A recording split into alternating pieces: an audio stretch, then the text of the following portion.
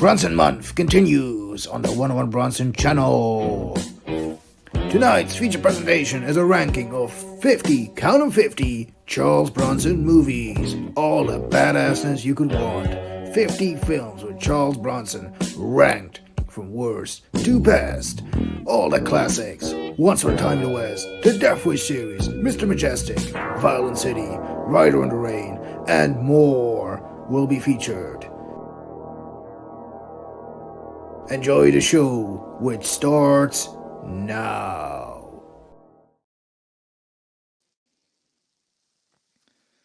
Indeed, the show does start now. Now, first and foremost, welcome everybody that's watching, and I would like to say I'd like to have some feedback because these these wired cords that I'm using, the earbuds, my dog has been chewing on it, so I don't know if it affected the mic or anything. So let me know if there's any crackling or any sort of mishaps in the audio. Is the audio clear? That's of course the most important thing. So can everybody see me as well as hear me?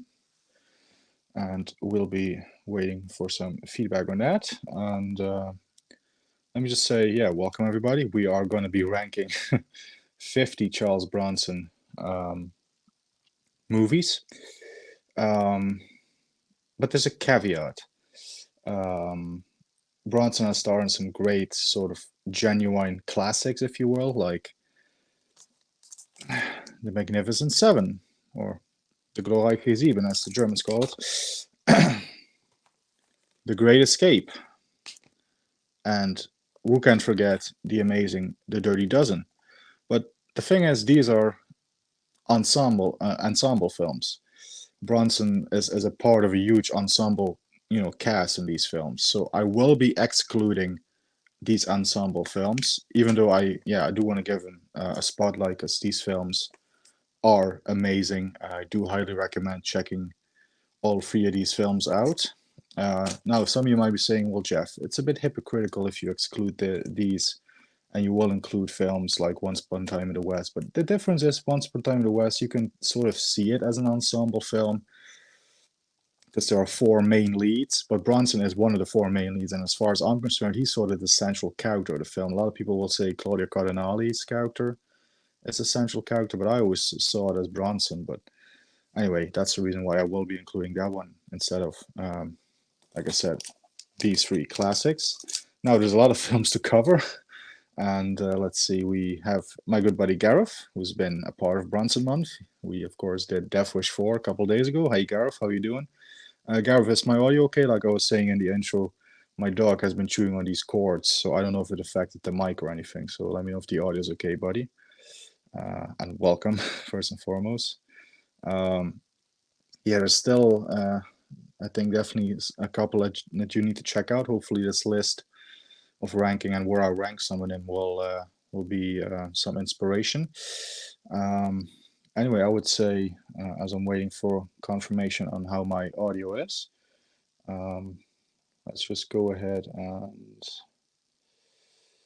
where do I have? Because I prepared the posters for each and every one of these.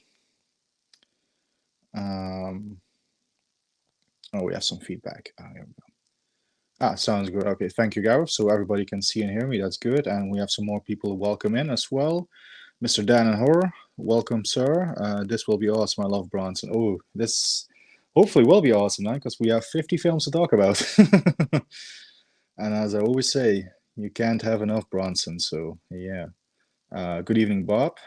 Thank you for joining. Oh, my good buddy Jason is here from Backtrack Cinema, who I will be having on tomorrow evening, about 2 hours later than what we are now, for Murphy's Law, which, spoilers, will be featured in this list. All right, so let's just have my number 50 right away.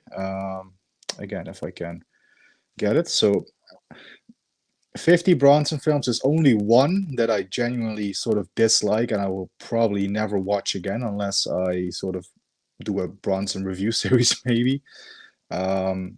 But yeah, no surprise that my least favorite Bronson is also my number 50, and it is Lola, aka Twinkie, from 1970, starring Charles Bronson, Suzanne George, directed by Richard Donner, believe it or not. Which, yeah, as you can see from the poster, is a love story, love comedy. where Bronson is an almost 40-year-old writer, and Susan George, who was 19 at the time, played a 16-year-old schoolgirl who fall in love and elope, and it's not a good one. I have the DVD of it right here, the German DVD. I only watched it once. This is like the only Bronson film that I've watched only once and never rewatched. It's just really not my cup of tea. So this one is at number 50. Now I have prepared also. I've ranked these on my letterbox as well, which I do have a letterbox. I will publicize this list after the stream ends. But if you guys are interested in the plot description, we have the tagline for it. It may be love, but it's definitely exhausting. Again, I'm reading this from Letterboxd. A middle-aged writer of pornographic novels meets and falls in love with a 16-year-old schoolgirl. This alone is cause for concern, but when the couple get married and move to America, the trouble and fun really begins. Well, I can already tell you, spoilers, there's not so much fun in that film. So, has anybody seen this one? Oh, I got some comments.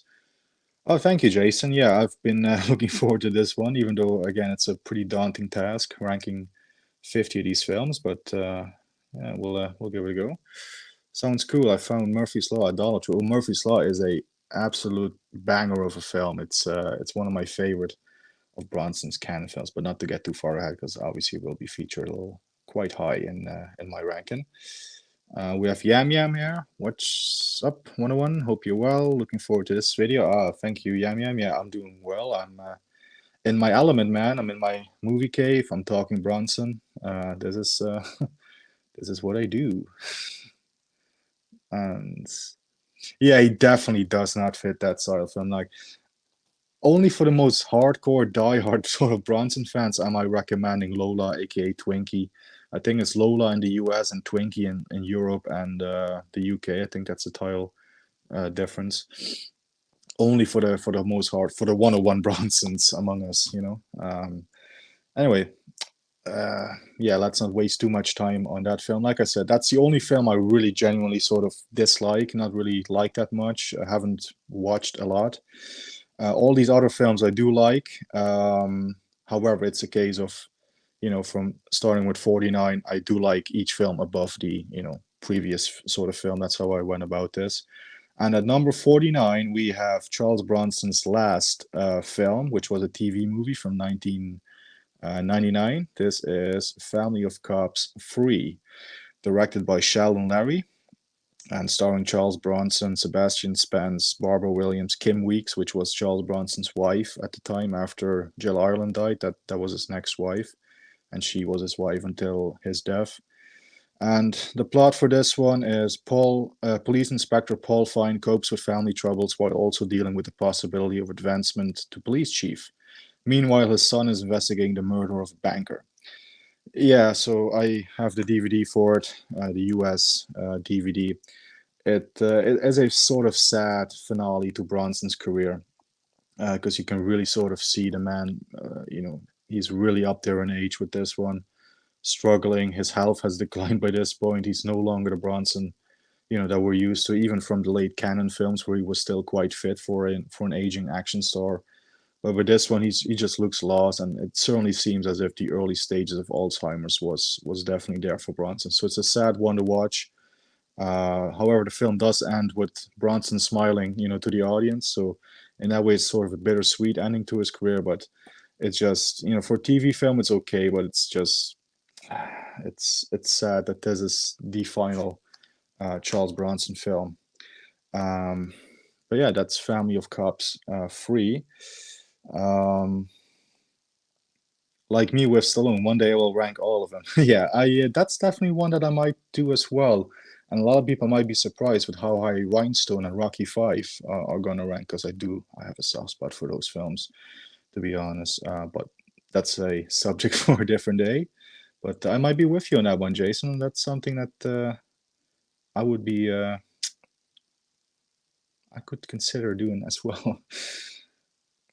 The only Bronson film that I can remember, which I wasn't that stuck on, was Cabo Blanco. That one is coming up pretty soon. That one is a little higher, but yeah, I do.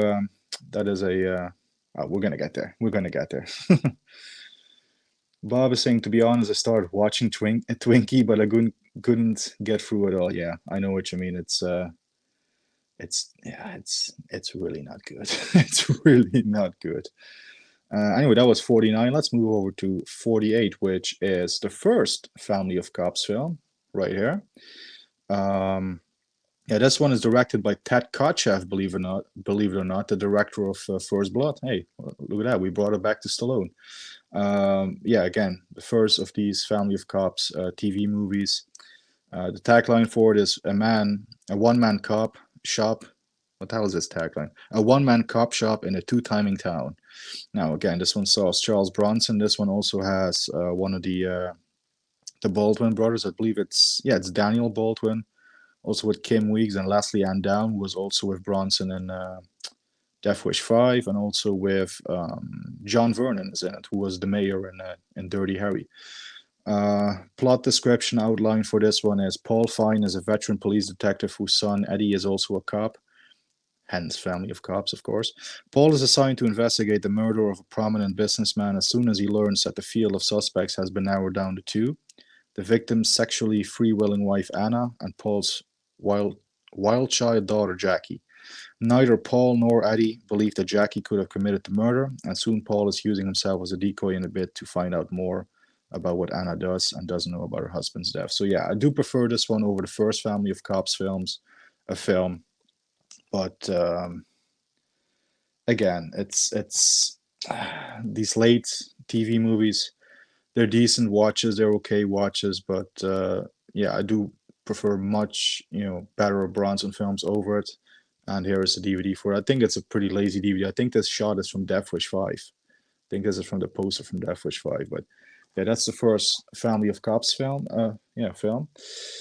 Yeah, Backtrack Cinema enjoy. Yeah, I do enjoy it, like I said, but there's just a lot of Bronson films that I enjoy over it. So that's the reason for it being sort of low. But like I said, the only film that I don't like is Twinkie. The rest I do all like. It's just a case of one over the other. We have Queen Mayanne, who of course is the horror YouTuber of the month. She has put her video up for the next nominee, so do check that out and give the person of your liking the vote for the next one. And welcome, Mayanne. Thanks for joining us. We have Mike, the Real Fifth Beatle, Death Wish 2, number 1. Ooh, that's pretty close actually with how I have it. Spoilers, but yeah, it's well, I guess it's not a spoiler at this one because I have done my top 10 Charles Bronson list in the past. I have done a ranking video of my top 10 films of Bronson, and yeah, that was in it. So yeah, 10 to Midnight, that's a great one. I love 10 to Midnight. Yam Yam's number 1 Bronson film. Yes, Murphy's Law. I got such nostalgia for that. Absolutely brilliant. Yeah, I love Murphy's Law. And again, tomorrow with Backtrack Cinema, we're going to be watching that great piece of entertainment, as they say.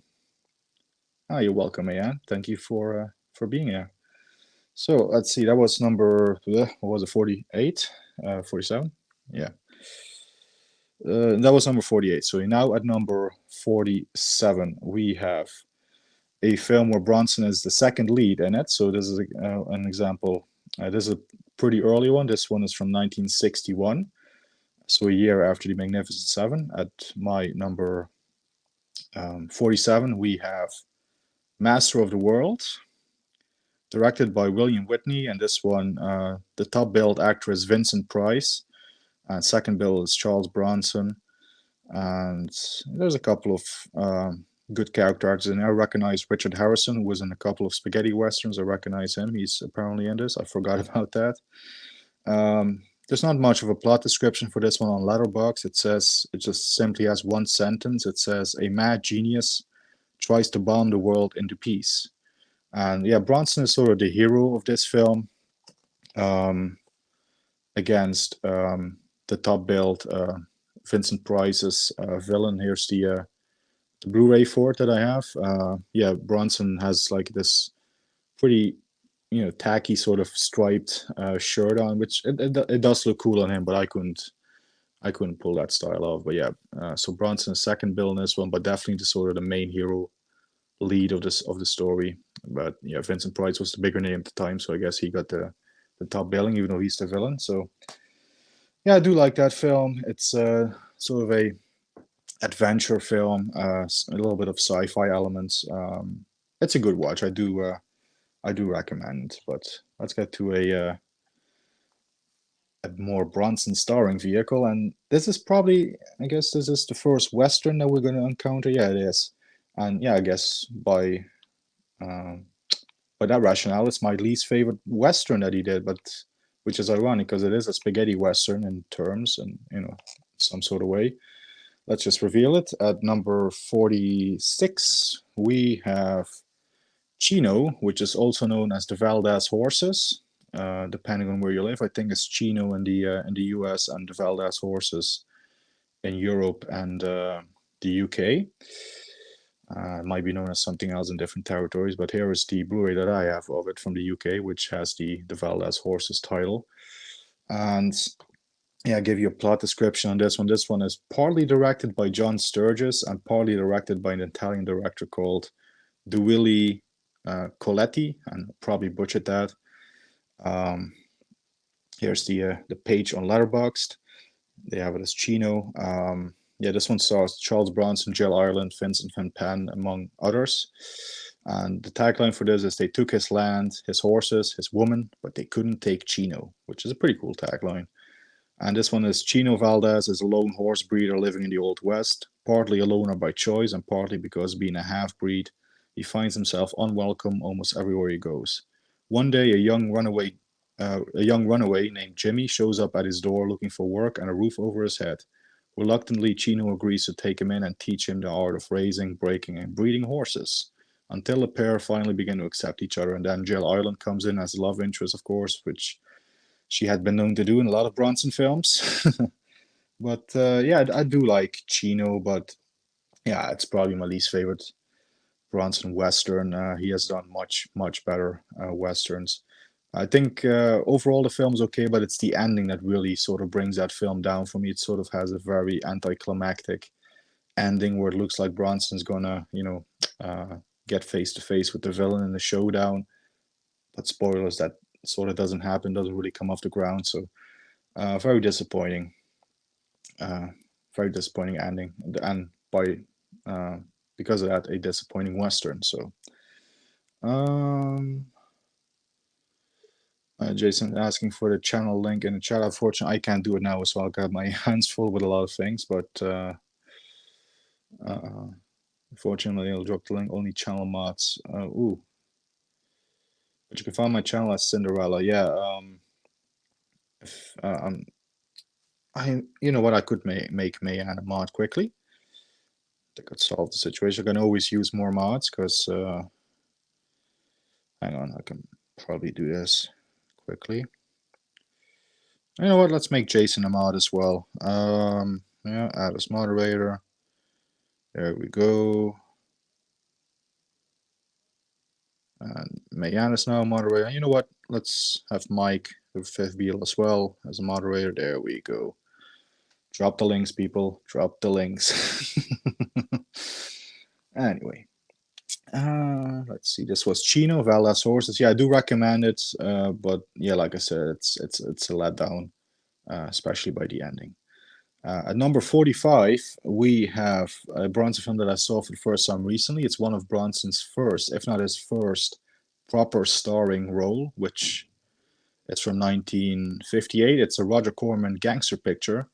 I don't have a physical copy of it yet. I saw this film actually. Don't tell anyone I saw it on YouTube. It's free to watch on YouTube, this one, but it's 1958's Machine Gun Kelly. Now, like I said, this was a first-time watch for me. It's an okay gangster picture, but I sort of have the same issue with it as I do with a lot of the classic, 30s, 40s, and 50s gangster pictures. It's where you have a gangster, in this case, the real-life Machine Gun Kelly, played by Charles Bronson, who sort of throughout the entire picture is a very, tough guy, fearless and stuff. And then by the end, when the police is, closing down on him, he turns, he turns into a bit of a coward, doesn't he? which is the same issue that I have, for example, with the original 1942 Scarface film with Paul Muni. It's like the entire film, he's pretty much like, Pacino. Of course, Scarface, but Pacino is a remake of that film. But pretty much the entire film, he's sort of tough. He owns the situation. So, and then by the end, police is coming down on him, and he just surrenders, and he's sort of cowering. And I guess that's a product of the time. They couldn't sort of portray the gangsters as well the way Tony Montana, for example, is portrayed in the 1983 version. But yeah, it's Machine Gun Kelly. I give it. I have given it a 2.5-star rating out of 5. So it's a decent film. It's above average. I'm sure there are people that may like it more. I, for one, have, this is my number 45, so I like 44 films above it with Bronson, but I think it is a film that I might like a little bit more on a rewatch. So I'm going to get a physical copy of it this month. I'm going to track a copy down to add to the collection. But yeah, that was Machine Gun Kelly. For the next one, I do have a physical copy, but first we have a couple of comments again. Let's see. Salvatore Spano is here. Would you prefer Eastwood or Bronson? Well, I think that is a bit of an obvious one. My channel name is 101 Bronson. However, as much as I love Bronson, I also love Eastwood. I sort of can't choose between them, to be honest. They're sort of on the same level for me. Obviously, because I am 101 Bronson, I do have to give the edge a little bit to good old Charlie. But it's, for me, it's too hard to choose. Yeah, there's the link to Mayan's channel. No problem, Jason. Yeah, I have to give a vote myself. I will do that as soon as possible. We still have a couple of weeks left for this month, but there's some good channels on now. I did watch the video. I still have to put in a vote though, but yeah. Favorite Charles? Well, we are gonna get there. We are gonna get there. But I think the people that have watched my channel over the years, they will already know the answer. But we are gonna get there. Let's not get ahead. We're only at bloody hell. We're only at 45 now. We're at 44 now, with just the pick that's coming up. But Bob McCall, this is hard. I try to do a top 50, but it's difficult for me to do. I will have to watch them all. Yeah, that's the thing. I've been watching Bronson films the entire day now. So if anybody was trying to get in touch with me, that's what I was doing. I was watching Bronson films all day long, just to rank the later, because I had my top 20 pretty much set in stone. But then beyond that, I was sort of still right up until before I went and did this stream, I should say. I was still swapping the picks around and stuff. So, but I will consider this a solid set in stone now list after this stream is ended. Trying to fill out my Bronson Eastwood collections. I have a lot of films left. Well, let's get back to the ranking, and maybe you will get some picks that might be an inspiration for you to pick up. Okay, so oh wait, I can answer this one before I move on to my number 44 pick. Someone enlighten me, please. Which is the movie that an Asian schoolgirl gets abducted and can't even write it? Well, I do know what you was gonna write there, and I do know the film, of course, and there's a film that is coming up. I think you are referring to Kinjite or Kinjite or whatever way you want to pronounce it.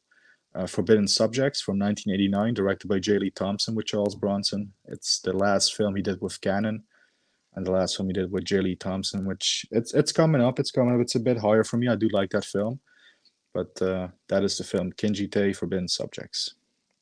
Anyway, my number 44 pick is from 1980. It's also a J. Lee Thompson film, and it's sort of a quasi-remake, retelling of the classic Casablanca. And this one is Cabo Blanco, which stars Charles Bronson, Jason Robards, which reunites him and Bronson with for this film, because they were both together in Once Upon a Time in the West. This one also has Fernando Rey, Dominique Sanda.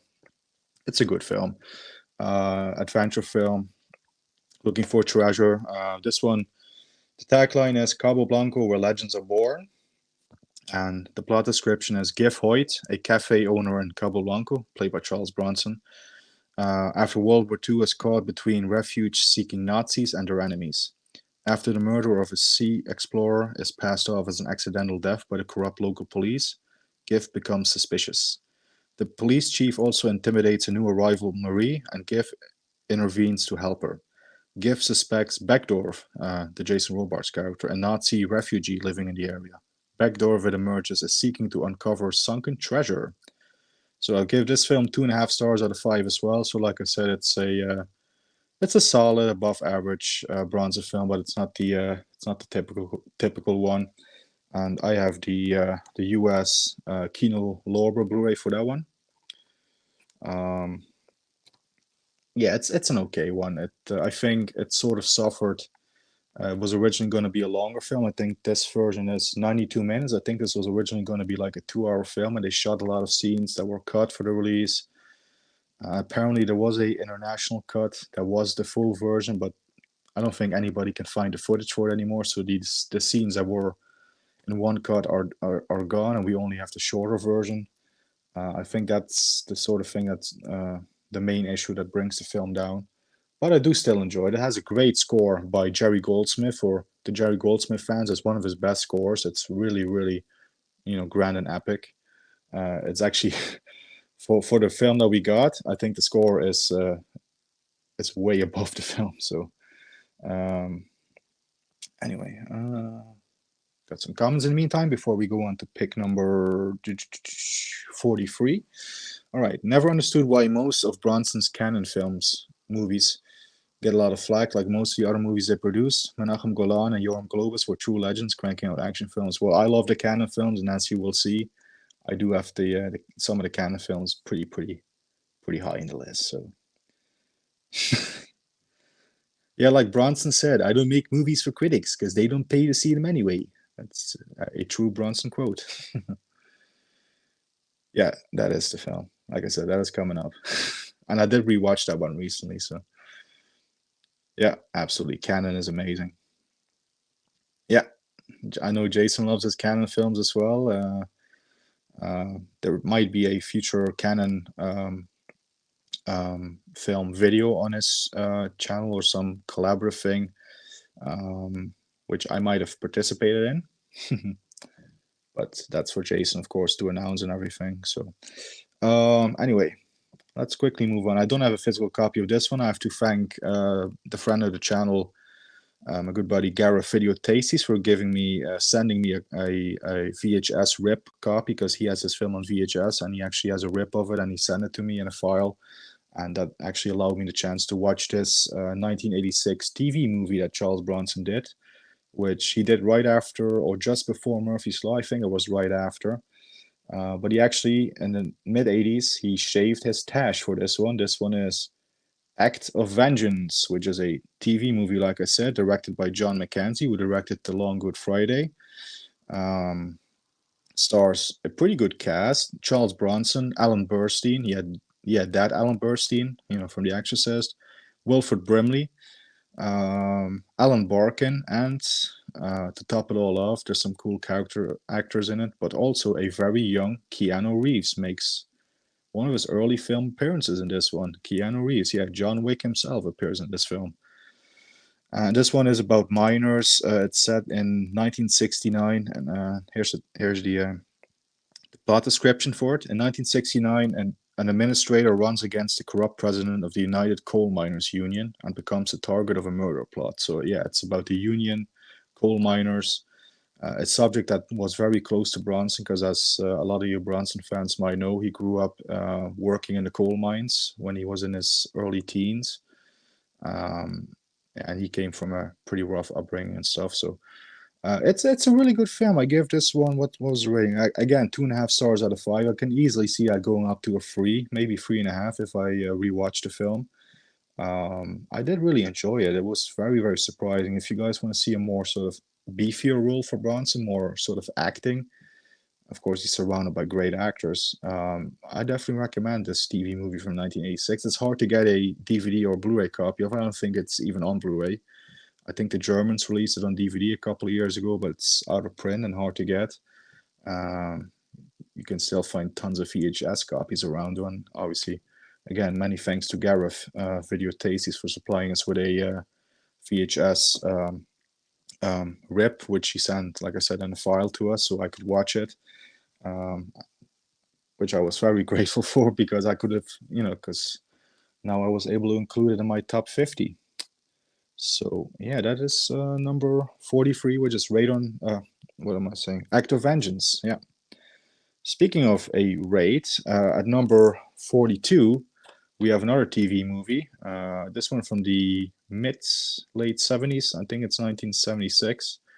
This one is another great all-star cast. Raid on Entebbe. Entebbe, what's the correct way to pronounce it? Anyway, this one stars, I should mention the director for it as well as Irvin Kershner, director of the Empire Strikes Back. Of course, stars Charles Bronson, but also, listen to this cast, this is amazing. Peter Finch, Yaphet Kotto, Martin Balsam, Horace Buchholz, who was with Bronson in The Magnificent Seven, John Saxon, Jack Warden, Robert Loggia, James Woods. I mean, this cast is incredible. Yeah, it's a TV movie, like I said, 1976.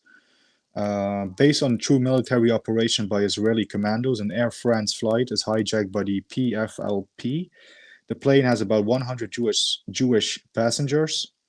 The plane is grounded in Uganda. Israelis would not negotiate. The movie then shows how less than 500 soldiers actually flew so far and rescued the passengers in one of the most successful military operations in history. The only casualty for Israeli soldiers was Lieutenant Colonel Jonathan Yoni. I can't pronounce that name. Netan. Yeah, this is too hard to pronounce. But I do really recommend Raid on Entebbe, and I have the UK DVD for this one, which is a good transfer, good print. It is a long film. It's 139 minutes. If you guys have seen the Delta Force with Chuck Norris, it's very, very similar, actually. I think the Delta Force was based on a different plane hijacking situation, but the sort of the conflicts and the circumstances were very similar for both stories. So yeah, if you ever wonder what the Delta Force would have looked like with Chuck Norris, with what am I saying? With Charles Bronson, there's your answer. That's as close as you're gonna get, probably.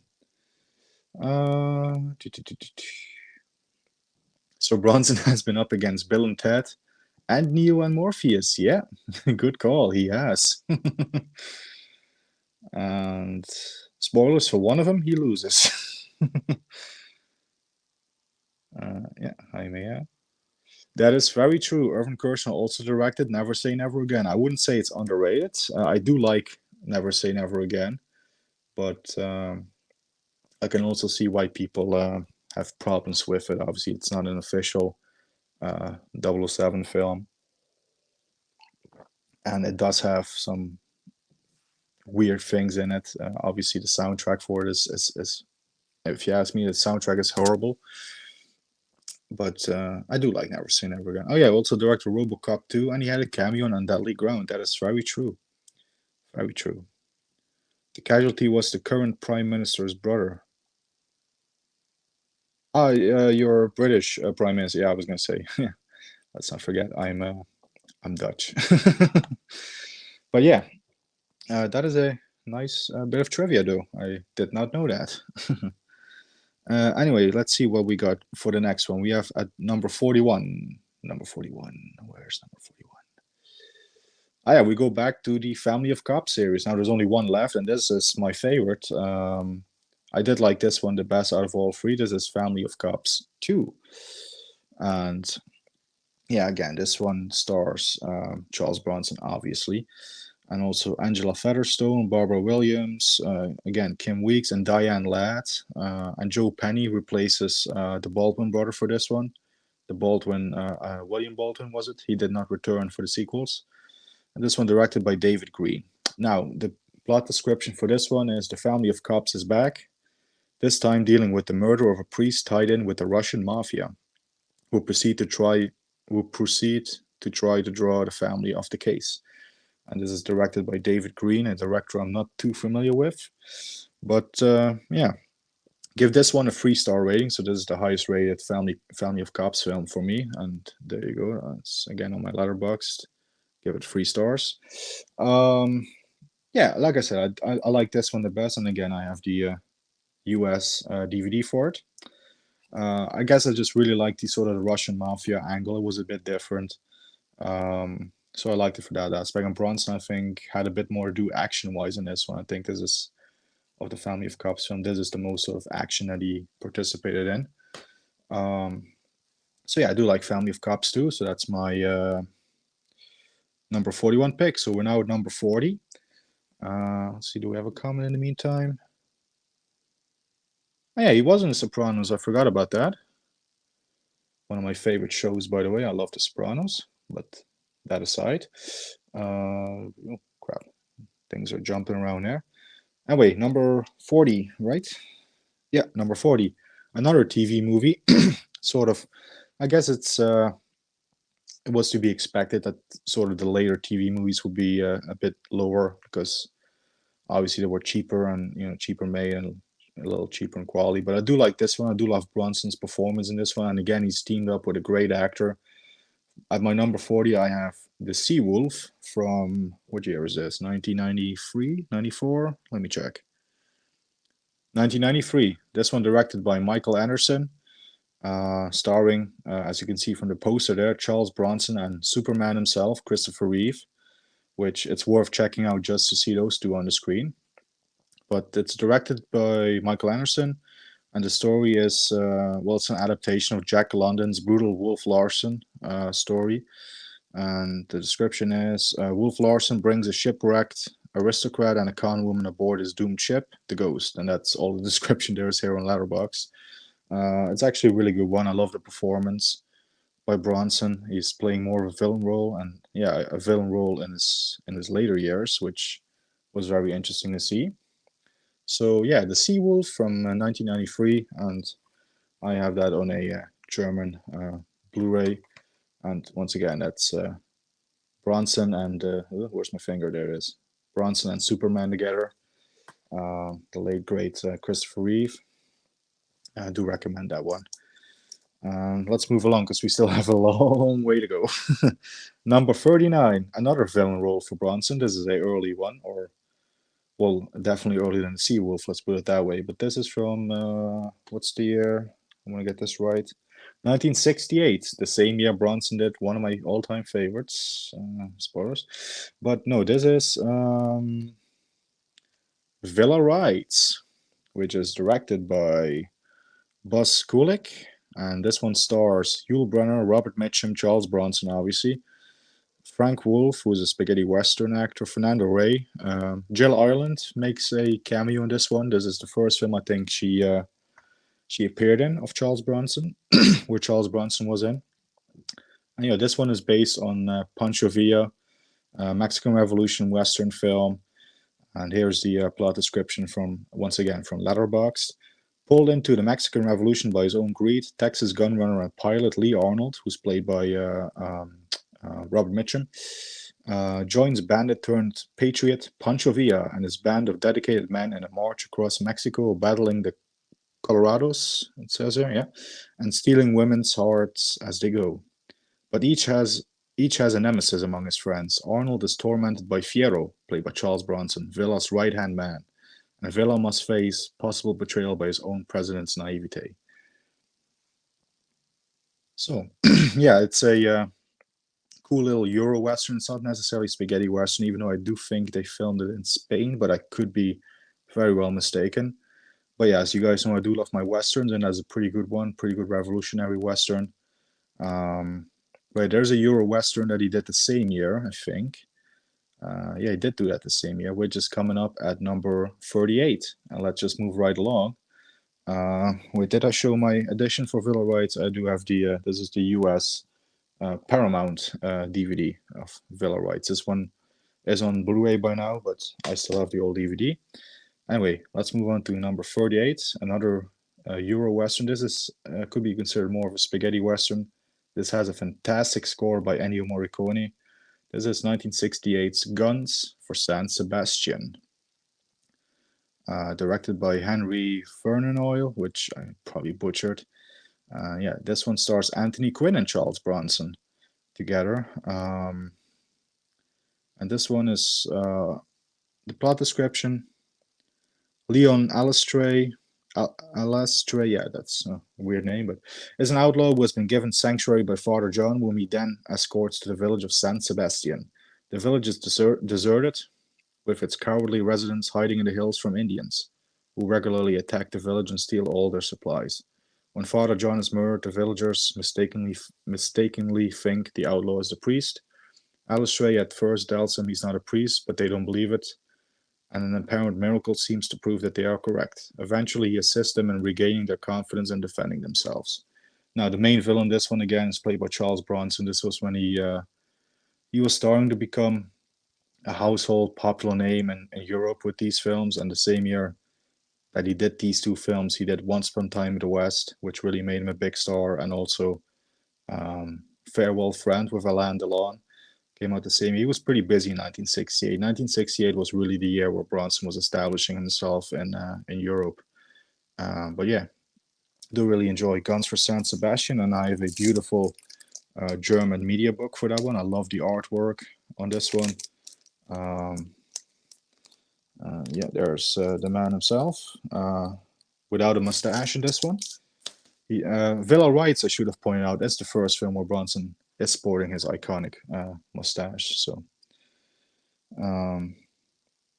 well, pretty much since he became a star. So I would say from 1968 onwards, I pretty much own all of them. Like I said, I don't have a physical copy for Act of Vengeance and what was the other one? Machine Gun Kelly, but that was before 68.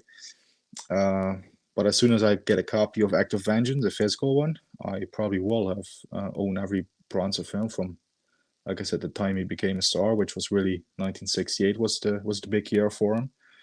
But of course, he had to wait until 1974 with Death Wish before he became a star in the U.S. But he was a well-established star worldwide in the UK and Europe well before that. So, and this is the next pick that we have is number 37.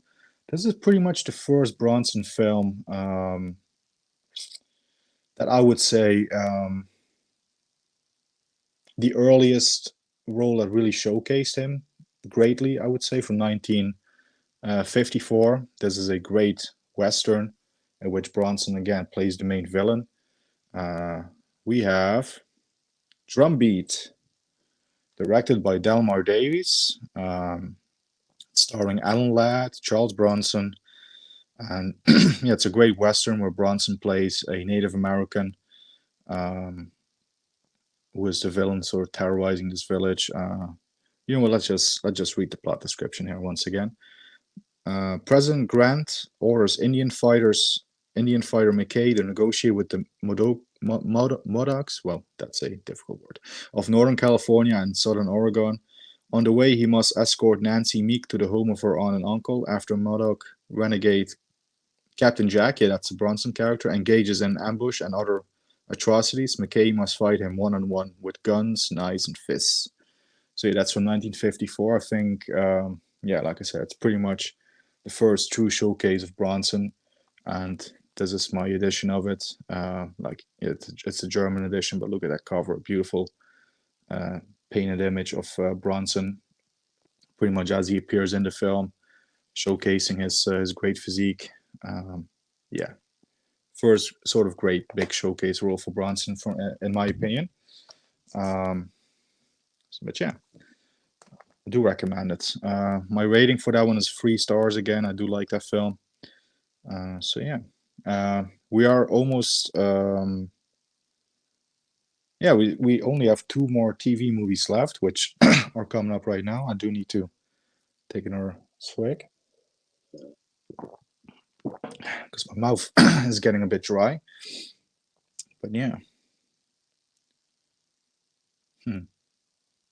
Yeah, like I said, I do. There are definitely still a couple that I need to get and I should get, but Got a pretty concise of Bronson list of catalog films right there. So let's see, where were we? Yeah, number 36 is coming up. This is a TV movie that I really, really like. Again, from 1991. Oh yeah, this I think was one of the first films that Bronson did when he came back after Jail Island. His wife passed away in 1989. He sort of took a break for 2 or 3 years. This was one of the first films to bring him back. This is Yes, Virginia. There is a Santa Claus. Yes, your eyes are not deceiving you, people. This is a Charles Bronson Christmas movie, a true Christmas movie, not like Die Hard, which I do consider a Christmas movie, but I know there's a controversy around that. People might disagree. But yeah, no, this is a true, proper Christmas movie with Charles Bronson. And it's directed by Charles Jarrett. And yeah, it stars Bronson, Richard Thomas, Catherine Isabel, Ed Asner. And this one is about, here's the plot description. While newspaper writer Church struggles with the death of his wife, Church is the Bronson character, he receives a special assignment. He must answer a little girl's question about whether Santa Claus really exists. Spoilers. In case any kids are watching, I'm not gonna continue. But no, yeah, Yes, Virginia, there's a Santa Claus. This is the U.S. Shout Factory Blu-ray, which is a great edition of it. So yeah, Yes, Virginia, there's a Santa Claus. Can you believe it? A Charles Bronson Christmas movie? Yeah, apparently people can believe it, but it is a real thing. It is not made up. It is, yeah, Charles Bronson, yeah, there with the Christmas tree and everything. Yeah, and it's a really good one. I was I was really surprised when I saw that for the first time. I was like, wow, this I wasn't expecting this one, and I do give this one a 3.5-star rating out of 5 on Letterboxd. So I do really enjoy it.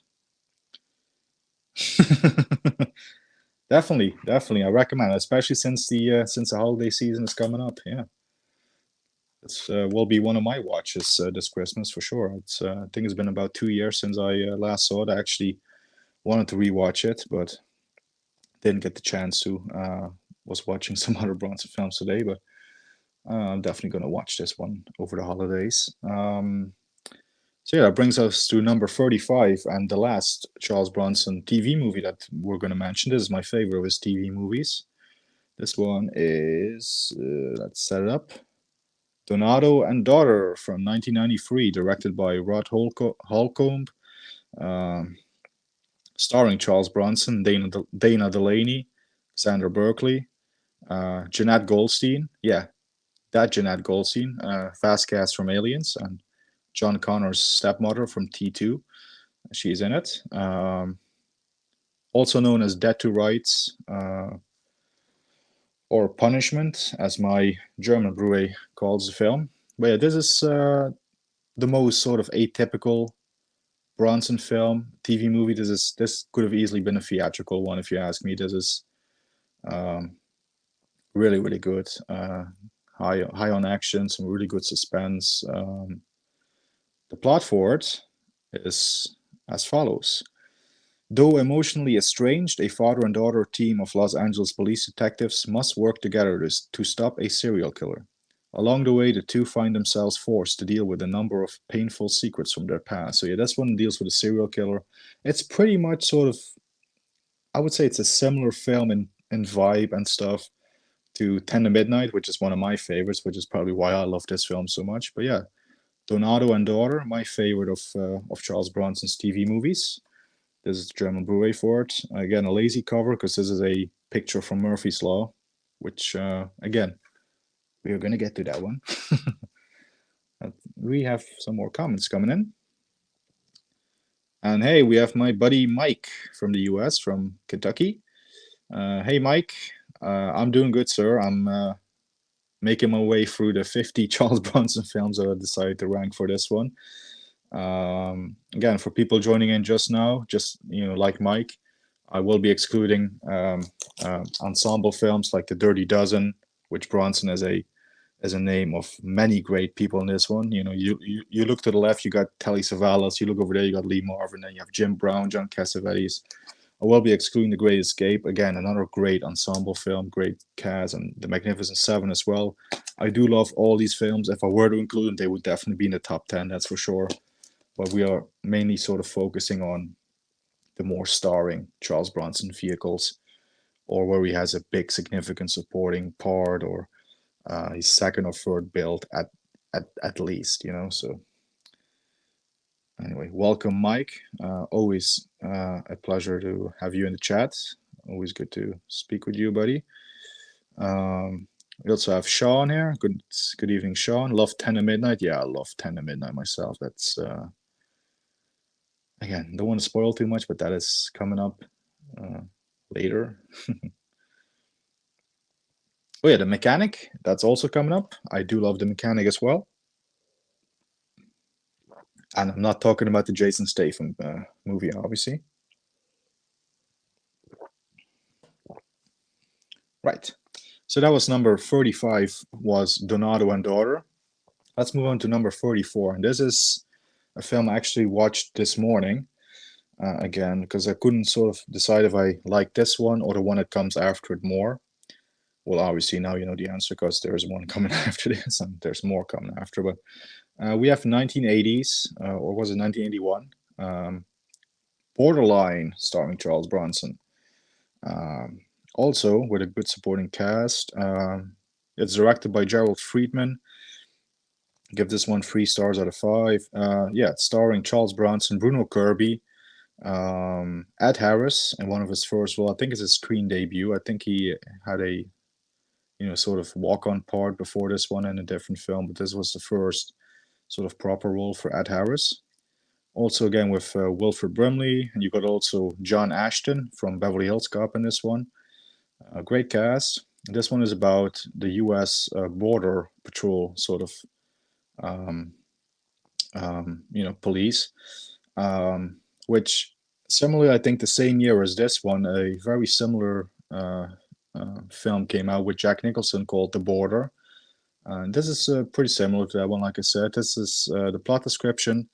Jeb Maynard is a patrolman guarding the U.S.-Mexican border, whose partner and buddy Scooter has just been murdered. Maynard knows that a smuggler of illegal aliens is responsible for Scooter's death, but the feds insist that drug dealers committed the crime. So yeah, it's a border film dealing with illegal aliens, Mexicans, mostly, of course. Yeah, it's a good one. Like I said, it has a pretty decent supporting cast, solid cast, some good action scenes, good suspense, a gripping story. For those that haven't seen Borderline, and this is my edition of it, the German Blu-ray. What I'm saying, DVD. This is DVD. I do recommend this one. I think this is the best edition out there. I could be mistaken, but this is a pretty clean transfer. This doesn't have a Blu-ray release, unfortunately, but I do recommend that edition. So that's Borderline from 1980. Once had the DVD of Charles Bronson called The Evil That Men Do. Oh yeah, that's another one that's coming up. Thoughts on best of the best franchise? Well, we're not really here to talk about best of the best. This is ranking the 50 Bronson films, but I do like the best of the best films. But yeah, to sort of, for time purposes, because this is going to be a long ass stream anyway, because we're not even out of the top 40. We still got a ways to go. Just for the sake of time, I will just say I do like the best of the best films. Eric Roberts, yeah, like those films. Never seen Borderline, but it looks good. Yeah, it's I recommend it. I do. It's a pretty solid one. It's a pretty solid one. Somebody Behind the Door. Yeah, I do really like that one. That is pretty high up for me, without giving too much away. Love the Valachi Papers and The Great Escape. Yeah, me too. We are of similar minds. Oh no, that's okay. I will briefly mention off-topic things, but I won't go too, sort of detail in depth on off-topic things. But yeah, that's okay, Salvatore. Anyway, we're up at number 33, and this film I actually finished watching right before this stream, actually. So yeah, like I said, right before the stream, I was still swapping picks around. This one is actually a European Bronson film. This one is from 1971 or 1970. I will look it up there in a second, but let's reveal it. It's Charles Bronson and Tony Curtis in You Can't Win 'Em All, which is directed by Peter Collinson. It's 97 minutes from 1970, which was a busy year for Bronson as well. He did like 5 films in the calendar year of 1970.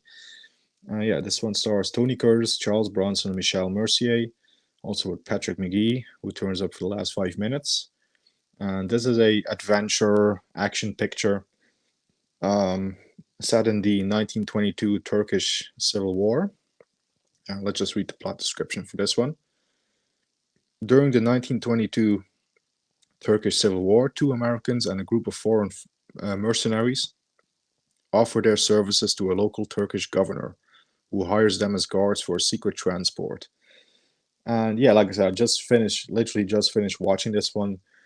Bronson and Tony Curtis have great chemistry. I think Tony Curtis did this film right before he sort of went on to do this. I was going to say The Saint, I mean The Persuaders with Roger Moore, which is a great television series. I do love The Persuaders. And it's sort of, he plays a similar sort of character. He sort of has the same banter, I guess, with Bronson than like he has with Roger Moore. I do like Tony Curtis, and I think he makes for a pretty cool pairing with Bronson in that film. And I do recommend it's high on action. There's some cool scenes, some cool shootouts and stuff, and some cool fisticuffs and stuff like that. So You Can't Win 'Em All. I do recommend that one. Breakout Pass and Mr. Majestic, yeah, both from 1975. Yeah. Oh no, wait, Mr. Majestic is 74. Breakout Pass was 75, but some good ones, some really good ones. Still listening, getting ready to go. Oh, that's okay, Mayan. We'll be here for a while. There's always the playback. Let's see. If I'm not mistaken, he had a small role with Sean Connery. Ooh, I think you might be mistaken, because I definitely would have known that for sure, because I'm a huge, huge fan of both of them. And I can't recall that they had a film together. I do know a bit of trivia. I think in the early 70s, they were both voted the most popular male actor at the time. They were sort of tied for that award. I think the Golden Globes or something like that. They both were tied for the most entertaining screen actor or the most popular screen actor at that time. But I don't think they have collaborated on something together. I could be mistaken. Maybe they did a TV thing maybe together or something. But to my knowledge, that would have been awesome. 100%, that would have been awesome. I love Sean. I love, obviously, Bronson. I would have definitely paid to see that film. But unfortunately, I don't think that is... I don't think it's out there. I love You Can't Win 'Em All. Watch it on YouTube. Oh yeah, some of these Bronson films I should mention are available to watch, mostly uncut for the most part. Majority of them on right here on YouTube. So yeah. Anyway, we're almost out of the top 40. We're at number 32, and we have a film coming up that I have done as a watch party with my good buddy Rob. Rob's Vintage Video. This one is a Canon film. I think this is the first appearance of a Canon film on the list, and yeah, I had a feeling this one would be my least favorite Bronson Canon film, but I still like it. I still like it. So this one is from 1987, 88. No, it was 88, this one. J. Lee Thompson film. It's Messenger of Death, and I hate that cover with a really, really airbrushed picture of Charles Bronson, but yeah, there you go. That's Messenger of Death.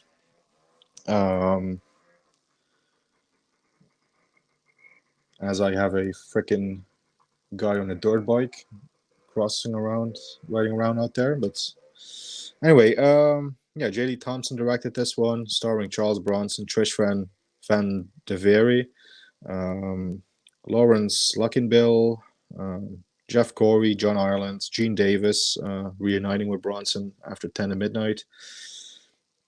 And yeah, we did a watch party on this one. The plot for it is wives and children of the Mormon Orville Beecham become victims of a massacre in his own house.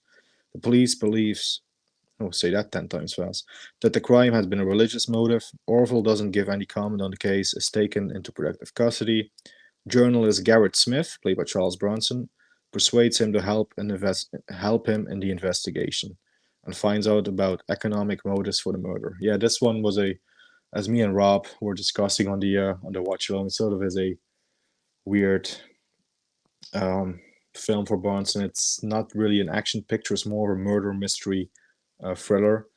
Bronson is always pictured with a gun on whatever cover you're going to get it. This is the German media book for it. He's always pictured with a gun on the cover. Oh, and I forgot to show my edition of You Can't Win Them All. There you go. This is the French Blu-ray. France is the only country you can get in a Blu-ray, and it's a good edition. But yeah, it's a sort of contrived murder mystery. I do like it. I do like that it's a bit of a change of pace for Bronson. It's a different role for him, more sophisticated. He dresses more smart. You know, he's wearing suits. He actually attends 2 black tie events where he's dressed in a tuxedo. And again, it's also playing a bit more of an older, more age appropriate role for him because Bronson was in his late 60s at that point. I do like it, but it's not a great one. There are definitely plenty of other films, obviously, that I like above it, but I don't hate it. I don't have it way down at the bottom, so at least it has that going for it.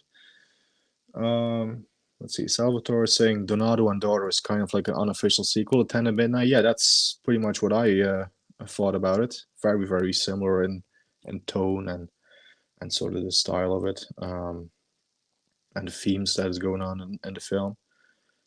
Oh yeah, we're gonna get there. I do like we have a Death Wish film coming up actually at the next spot, so we're gonna get there very soon.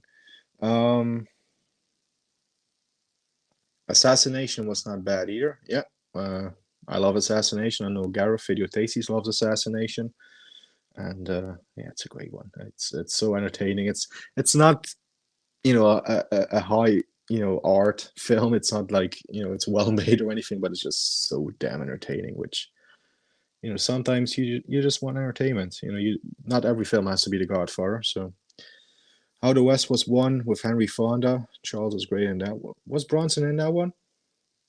Oh, I think you're confusing it like people have been known to do with Once Upon a Time in the West.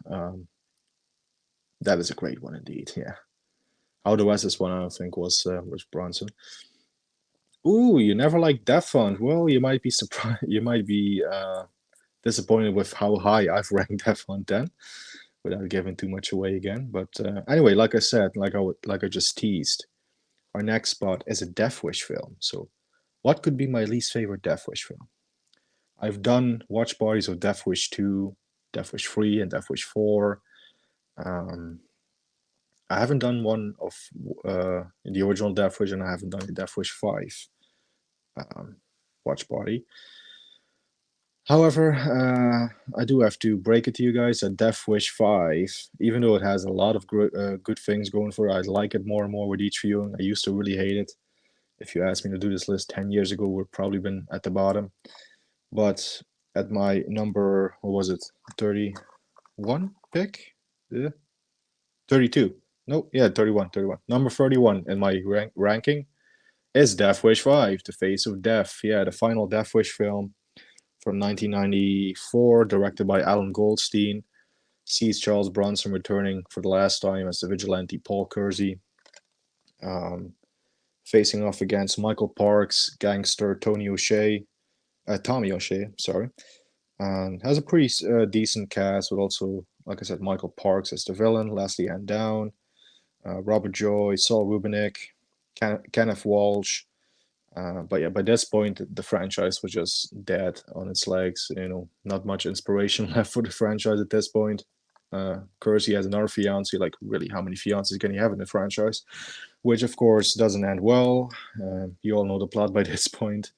Yeah, here's my Blu-ray of it, Death Wish 5, The Face of Death. Yeah, it had potential, right? It had potential to sort of be a good swan song. And I do like the ending of it. Like when he walks away, I do like that ending shot. I think that ending shot of the film is appropriate. And I love Michael Parks as the villain. But yeah, by that point, the franchise was just, becoming stale, tired, cliched. Um, yeah, but it is pretty high. Like I said, it's number 32. So 31. Crap, I can't even keep counting the numbers. But number 31, it did make, a pretty high spot in it, considering. So let's see what you guys think of Death Wish 5. Let's see, we have a couple of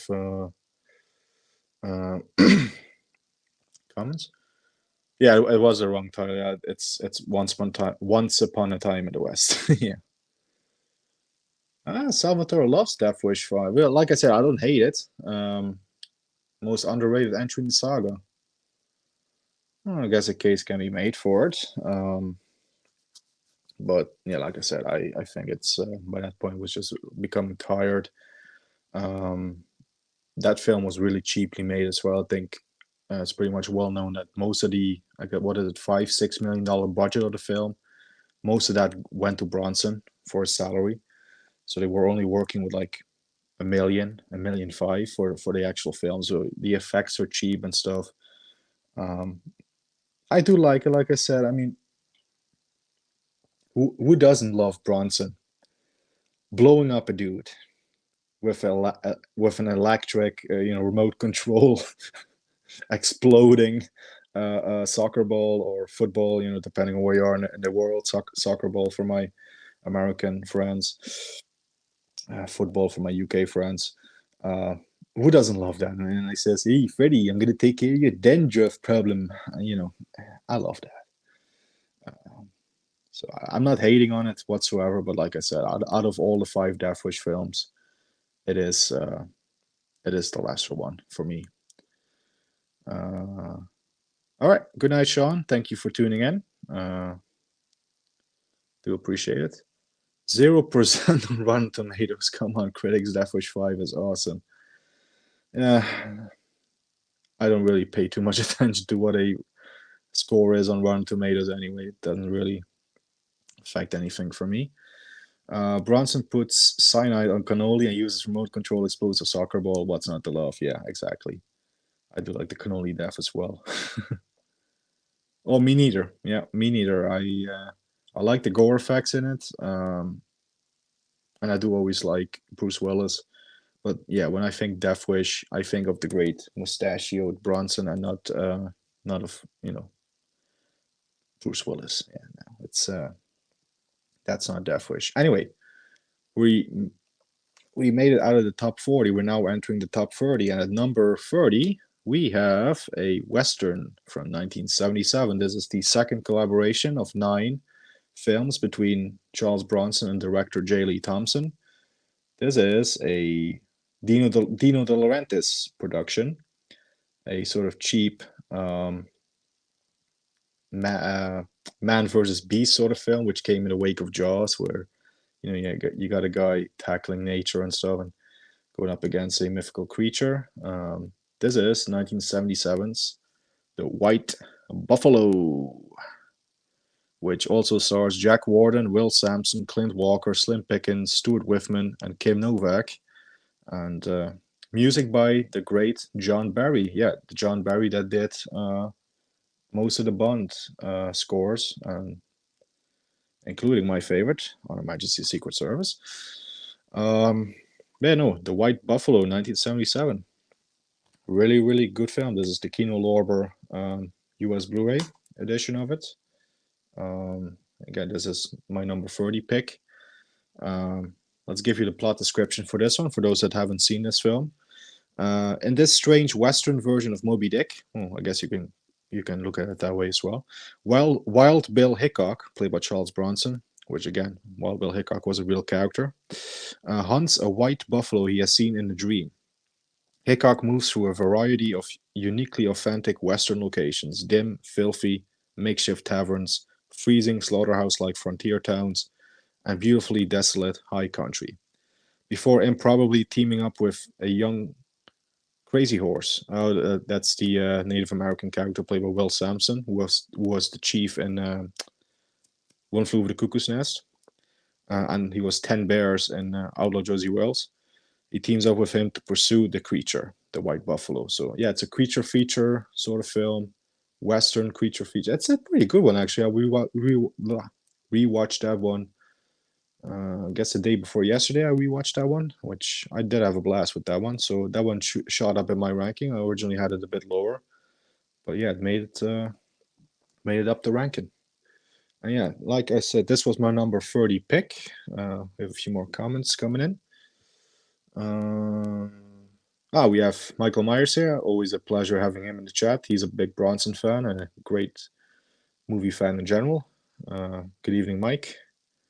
Yeah, only a little bit, but we only made it. You only missed 20 picks. We just had my number 30 pick, so there's still plenty to go. And with that, we're almost sort of halfway, which an hour and 11 minutes in, it's actually not too bad. We should be able to wrap this up within 45 minutes, I guess. He says, hopefully. Remember White Buffalo being a bit weird and surreal. Yeah, it's I do love it, but it is a little surreal indeed. But a good one. Really good. I do recommend the White Buffalo. John Barry also did the music for The Specialist. Yeah, that is very, very true. And that is actually one of my more underrated Stallone films. I do like that one.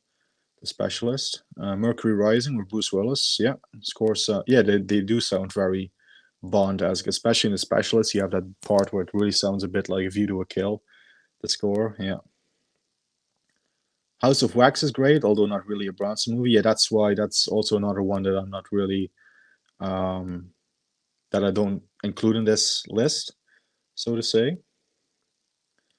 We move back the one twig, the one branch, and then the whole pristine forest. Anyway, as we are pretty much almost at the halfway part, we are, as one is known to do, taking a commercial break so I can refill my water, and because my throat is getting dry. I should have prepared and have a bottle with me or something, but I'm gonna quickly get a refill on my get some water or stuff. So I will be back in just a few short seconds, and I will leave you with this great little commercial break. So here we go. I'll be right back. I'll be back. Wait, that's the wrong actor, but I'll be back. Now, a word from our sponsor. Don't go anywhere. We'll be right back. I promise. Good night, sir. Thank you, Mr. Bronson.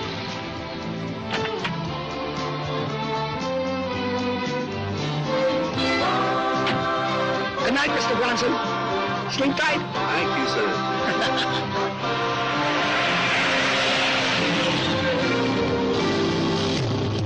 All the world loves a lover. All the girls in every land and to know the joy of loving is to live in the world of man down. There's a someone. Soon the world will be yours. Might return today, but it disappears when the ones you love appear. You're in Mandan.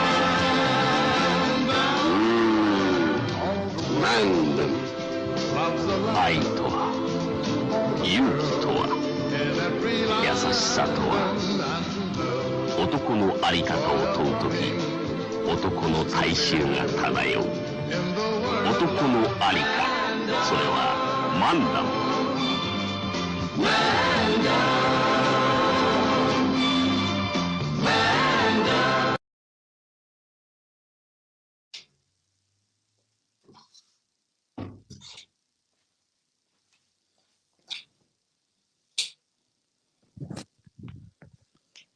Made it back just in time.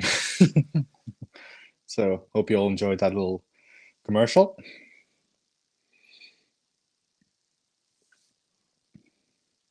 Evil Amandu, yeah, that's a great one. Jesus, who did the Family of Cops 2 artwork? Yeah, they're not great artworks on those posters and covers. Yeah, I agree. Hey, Matt is here. Yeah, hi all. Just popping in to say what's up to everyone and say how cool this season of films has been. Wish I could say we'll watch later afterward. Oh, that's okay, Mike. What am I saying, Mike? Matt. Excuse me. There's so many. We have a couple of Mikes and Matts in here. So anyway, Matt Puckwell316. Thank you very much, my friend. Always a pleasure, and we will have to do something in the future for sure. And stay safe at work. Have a good one. Don't work too hard. Anyway, we last left off before the commercial break at number 30, which was The White Buffalo. Just to remind everybody. We are moving on to my number 29 pick, and we have another Death Wish film coming up. This is one that I did a watch party of. But wait a minute. Where is it? I do really love this one, as you guys probably could have, would have noticed in the watch party that I did with Gareth Video Tasties a couple days ago. My number 29 pick is Death Wish 4, The Crackdown. Now, I do like Death Wish 4 a hell of a lot. I absolutely love Death Wish 4. But there's still 28 films I love over it. So that's really, like I said, the case of my only Bronson film that I don't like, genuinely dislike, is the number 51. All the other ones I absolutely like and love and adore. With some exceptions that are very, sort of at the bottom, but I love, it's just a case that I love a lot of films over it, but I do love Death Wish 4, The Crackdown, and I love that poster, by the way. But yeah, I think you all know the story. Charles Bronson is back on his fourth adventure as the the vigilante Paul Kersey.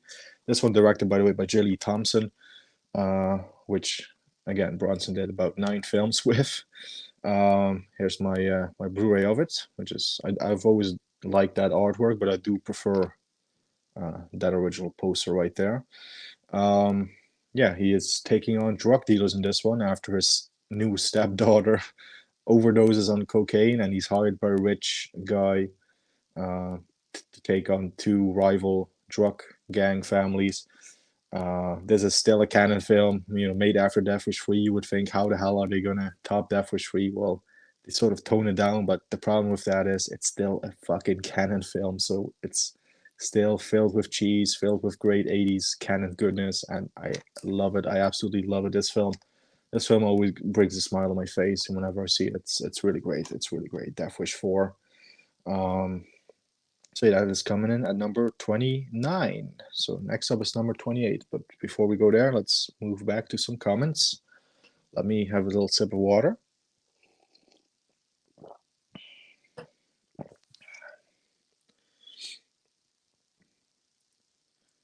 67-year-old Bronson fan. You're the same age that Bronson was in Death Wish 4 then, because Bronson was about 67 when he did that film.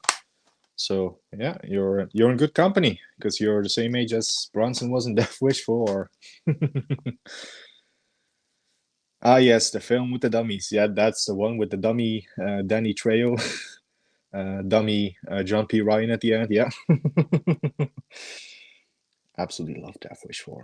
Anyway, you might be asking, well, what does he have over Death Wish 4 then? Well, yeah, there's Death Wish 4 was number 29, so I have 28 films I like over Death Wish 4, but not, again, that's not taking anything away from Death Wish 4. But by number 28 film, I have a film from 1979, directed by Stuart Rosenberg, although a different director started directing this one, but then he fell out after a couple of weeks. This one stars Charles Bronson, Jill Ireland, and Rod Steiger. This is Love and Bullets, which, yeah, stars Charles Bronson as a character called Charlie, which I'm sure was pretty easy for him. Not much acting involved if he's playing a character called Charlie. But yeah, like I said, this is a film filled with a great cast. It's a suspense, thriller, action film set mostly in Switzerland. It has some nice snowy mountain locations. So besides Bronson, like I said, it's Jill Ireland, Rod Steiger, Henry Silva, Strother Martin, Bradford Dillman, Michael V. Gazzo, who was in the second Godfather film. Also Paul Koslo, working for the third and final time on a Bronson film. He was previously in Mr. Majestic and the Stone Killer with Bronson. And the plot description for this one is, according to Letterboxd, once again. Jackie Pruitt, played by Jill Ireland, is the girlfriend of a notorious gangster called Joe Pamposa, played by Rod Steiger. When it looks as if Pamposa's goons are threatening Jackie's life, the FBI moves in to protect her, hoping that she'll have incriminating evidence of him. Veteran agent Charlie Congers, played by, of course, who else? Charles Bronson, is assigned to watch over Jackie, and while it soon becomes apparent that she knows almost nothing about Pamposa that would be of any use to the FBI, he falls in love with her, of course, because it's Jill Ireland. Pamposa decides it would be more convenient to have Jackie out of the way, ordering her to be executed. Pamposa's henchmen slip through FBI security and murder her. Oh, spoilers. That was actually a plot twist in the film, but they have it here in the plot description. Okay, but now they have to answer the angry and vengeful Congers. Yeah, Charlie, of course, will take revenge. Yeah, this is as we are used to seeing of him. So, interesting story actually about my DVD. Now, the original, it is a original DVD. It came on a double feature with Maximum Overdrive.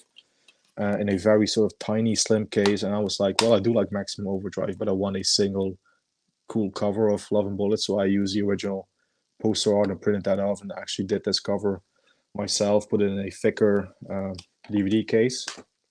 But that is one that really, really needs a Blu-ray release. I do really love and recommend that film, Love and Bullets.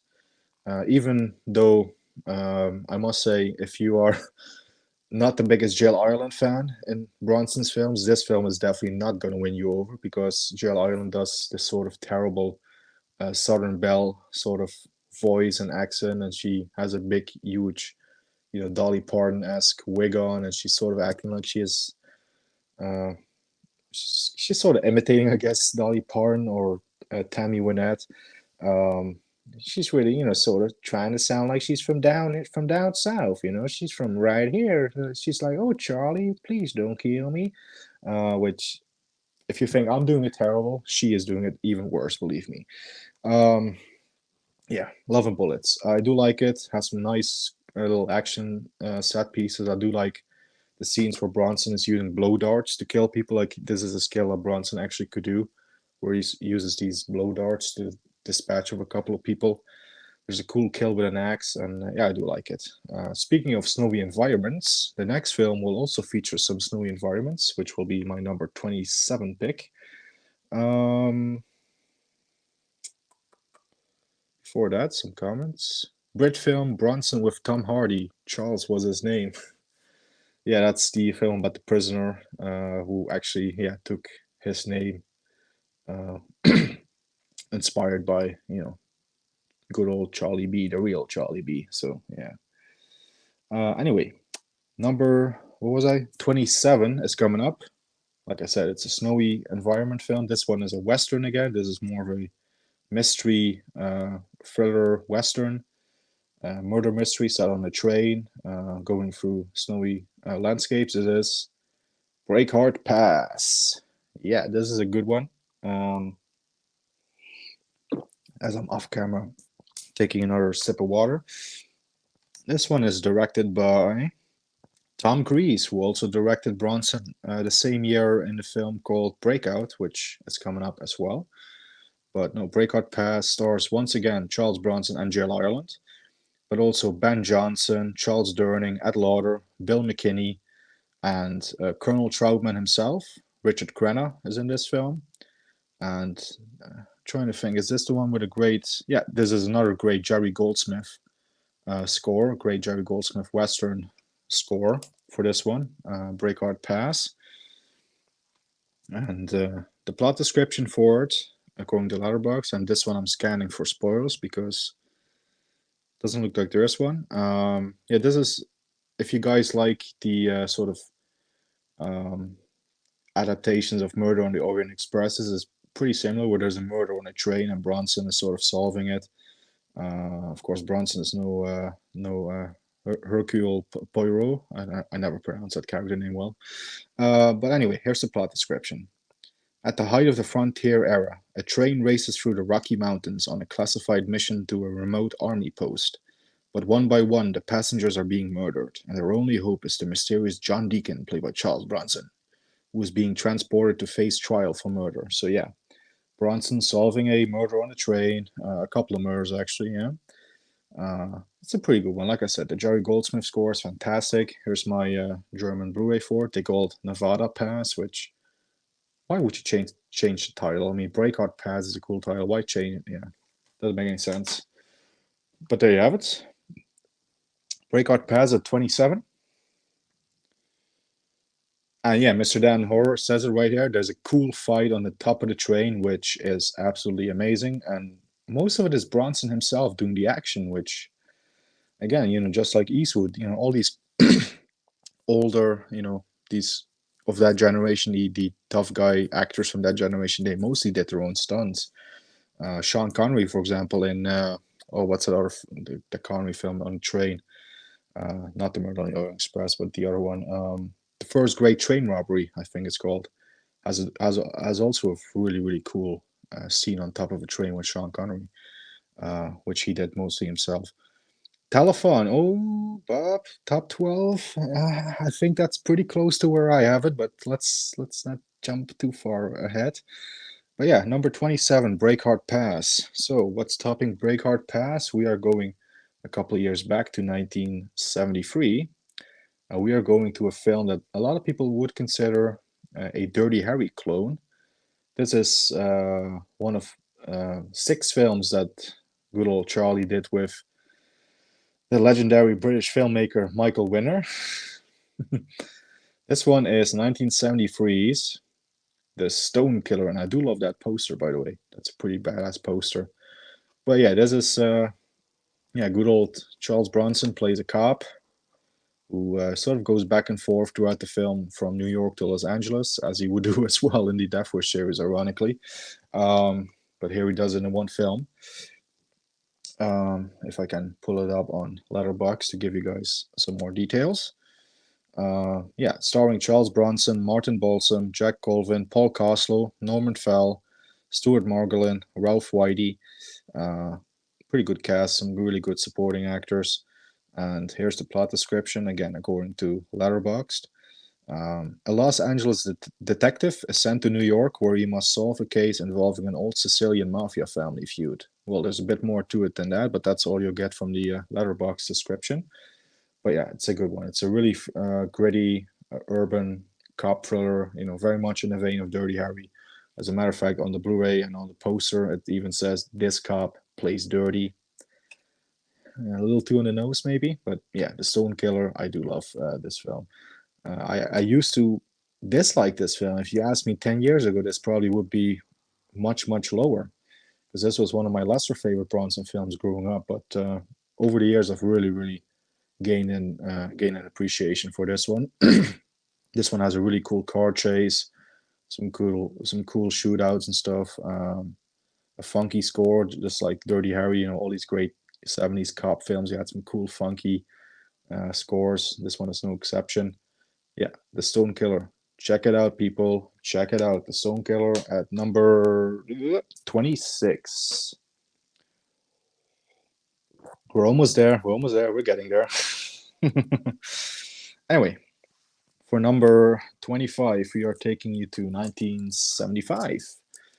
And this is also directed by Tom Gries. This is the other film I just mentioned when we did Breakout Pass.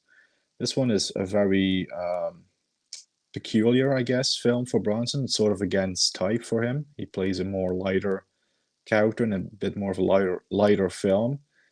And this one stars alongside him, of course, his lovely wife, late wife, I should say, Jill Ireland, and also the amazing Robert Duvall, who was coming out of a great streak of films, including The Godfather, obviously.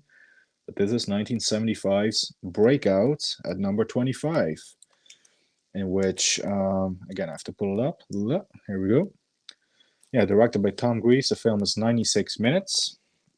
a very short plot description here on Letterboxd, which I'm going to read in a second. But yeah, like I said, Charles Bronson, Robert Duvall, Jill Ireland, Randy Quaid, Cherie North, John Huston actually makes an acting appearance in this one. Roy Jansen, who was a character actor who appeared in a lot of great 70s films. Yeah, the plot description is a bush pilot, well, really, is hired for $50,000 to go to Mexico to free an innocent prisoner. And the prisoner is played by Rob Duvall. Actually, from the looks of it, I think this tagline here is actually more of a description than the actual plot description. Sentenced to 28 years in prison for a crime he never committed. Only two things can get him out: a lot of money and Charles Bronson. I do like that tagline. I think that's actually a tagline. Yeah, that's actually... the reflection is terrible, but that's actually the tagline that's on my UK indicator Blu-ray. So yeah, Breakout. Charles Bronson, Jill Ireland, Robert Duvall. And yeah, like I said, it's a more lighthearted, I should say, Bronson film. Not much killing, not much gunplay and stuff. There's a little bit. However, the final kill of the film, which I'm not going to spoil,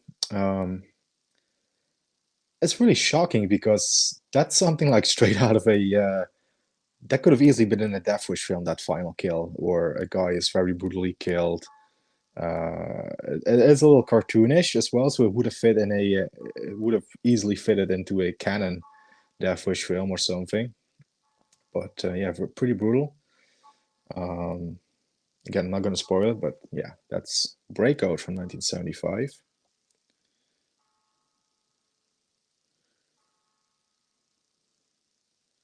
Shout my name when my movie comes, lol. I'm listening. Oh yeah, we're getting there. We still have 2 picks to go before we go there. Or are you referring to Death Wish 2? Shadows Land. Yeah, that's coming up. Anyway, next up, I'm sure Garrett is going to be enjoying this one because this actually made it really high. Again, this is a Bronson film I had a history with where in my early days I was like, it's okay, but it's very cheap and it's not really that good. But now, I just really enjoy the hell out of this film.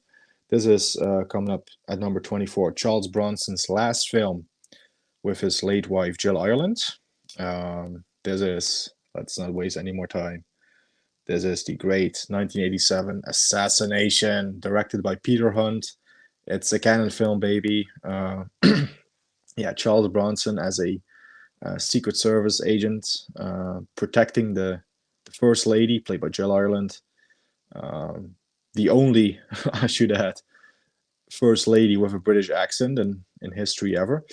But yeah, Jill Ireland is the First Lady that Charles Bronson's protecting. And I just picked up this cool media book of it, which has that poster plus a cool shot of Bronson using the rocket launcher right there. And yeah, it's, what, like I said, I really enjoy this film nowadays. I used to have it a bit lower, used to not rate it as highly, but I absolutely adore Assassination. This is, if I sort of browse my shelves on a regular sort of week or whatever, when I'm not doing the Bronson month, and I'm like, I just want a quick sort of taste of Bronson. I just want a quick, a little bit like fast food. I want like a little KFC meal of Bronson, I guess.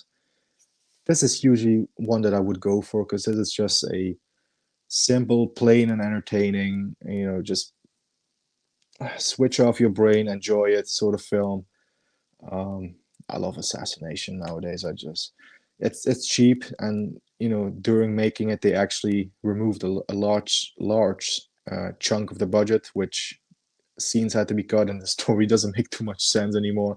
But still, I freaking love it. I mean, Bronson with a rocket launcher, Bronson on a motorbike with rocket launchers and Uzis and stuff, and machine guns mounted to the motorcycles. What's not to love? I mean, how can you not be entertained when you see that? I love Assassination. And yeah, it overtook a couple of films. I actually probably had Breakout and Stonekiller above it, but after I watched all those films recently, Assassination is just higher for me now. So yeah, that was Assassination at number 24, and I made it through. I made two piles. This is one half, so I can put this half of this stack of tiles away to the side. We are on to the last stack. Anyway, what do people think of Assassination? Oh, we don't have people talking about Assassination, but that's okay. Don't forget to hit the like button. Oh, thank you, Mayan. Really, really appreciate that. Yeah.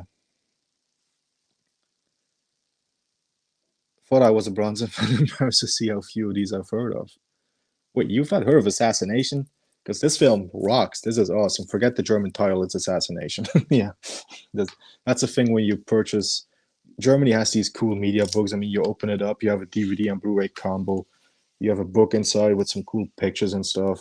It is all in German, but I do speak German, so for me, I can read these things. But you do, however, have always the German title on it, which is very confusing when you're looking over the shelves and you were like, "Hey, where's Assassination?" Oh yeah, I have to go for that one because it's the German title. But yeah. Yeah, I try. Yeah, I think I have over 50 Bronson films. Because yeah, like I said, there's at least 3 that I've excluded, which is Dirty Dozen, Great Escape, and Magnificent Seven, which are great films, but they're not starring Charles Bronson starring vehicles. Mayan says, Michael Myers, I'm learning a lot here. This is indeed a 101 Bronson class for me. Oh, thank you, Mayan. It's always good to hear when people take inspiration from me and are learning stuff. I do really appreciate that. That's great feedback right there. That's actually amazing feedback, to be honest. Anyway, let's move on with the program. Number 23, we have a Terrence Young film with Charles Bronson, and I think Russell mentioned this one in the chat. Russell. Yeah, Russell has mentioned this film. So, Russell, you'll be pleased to know that my number 23 pick is 1972's Terrence Young directed, Charles Bronson and Jill Ireland starring The Valachi Papers, which is a mafia film based on a real life story. Of course, the real life mobster Joe Valachi was sort of the first guy to really expose the mafia, really expose, how the mafia worked and stuff like that. Yeah, Charles Bronson plays the titular Joe Valachi, which is something you wouldn't necessarily think of Charles Bronson as a best fit to play an Italian American gangster. But the thing with Bronson is he had such a unique and great face that he could have been anything really. Like he had the face to play a Mexican, he had the face to play a Native American. He just had a non-identifiable sort of face, if you will. He didn't have a sort of stock I guess US face. He didn't have you really couldn't sort of place him if you saw his face. That's the thing. So I think it works. Yeah, it came out the same year as The Godfather, so I guess you can already guess which film got the most attention. So this one definitely overshadowed, but still a really decent mafia film. As you guys know, I love my mobster, mafia, gangster films, whatever you want to call it. And this is definitely one, it's an underrated one, The Valachi Papers by Terrence Young. Let's see, I'm going to give you a couple of the other people involved with this. You also have Lino Ventura, great French actor. This one, Joseph Weissman, who was Dr. No, and well, Dr. No, he's in this film, Joseph Weissman, playing a pretty substantial character, actually. And some other great European, mostly, character actors. Yeah, this film I give a 4-star rating out of 5 on Letterboxd right here. I do love this film. Like I said, based on a true story. Bronson plays Joe Valachi, the first sort of whistleblower of the mafia. And I think it's one of Bronson's strongest acting performances. I think if The Godfather didn't come out that year, Bronson might have been up for some kind of nomination or recognition for his work. Honestly, I think he's really, really excellent, and the reviews of that time Actually, they also pointed out that Bronson was really good in the film, really, solid acting performance. So yeah. Anyway, we have a couple of comments I see coming in. Russell is saying, Jeff, I was born in Germany, but British raised. That's awesome. That's really awesome. Ein kleines bisschen. Ich spreche ein bisschen Deutsch. Ja, genau. I do speak a little German. That's for the people that don't speak. I'm going to translate. I said I do speak a little bit of German, and the question was, do you speak German? So, but I live in the Netherlands. Right by the border, next to Germany. So I spend a lot of time going over the border. I spend a lot of time in Germany.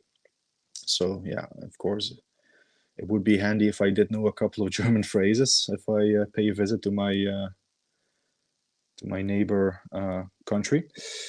Anyway, Messenger of Death cover looks like yeah, that is very true. Actually, that's something that I was thinking back in the day when I sort of compared them, the DVDs next to each other. So yeah, 9. Man, same here. What was this? Oh, for the for the 101 Bronson lesson. Yeah. I speak British. Is Michael watching back because I already did Death Wish 5?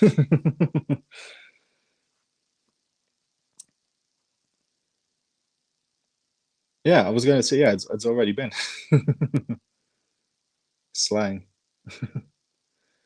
Anyway, what was before I totally lose track of where it was? Yeah, so the Valachi Papers recommended.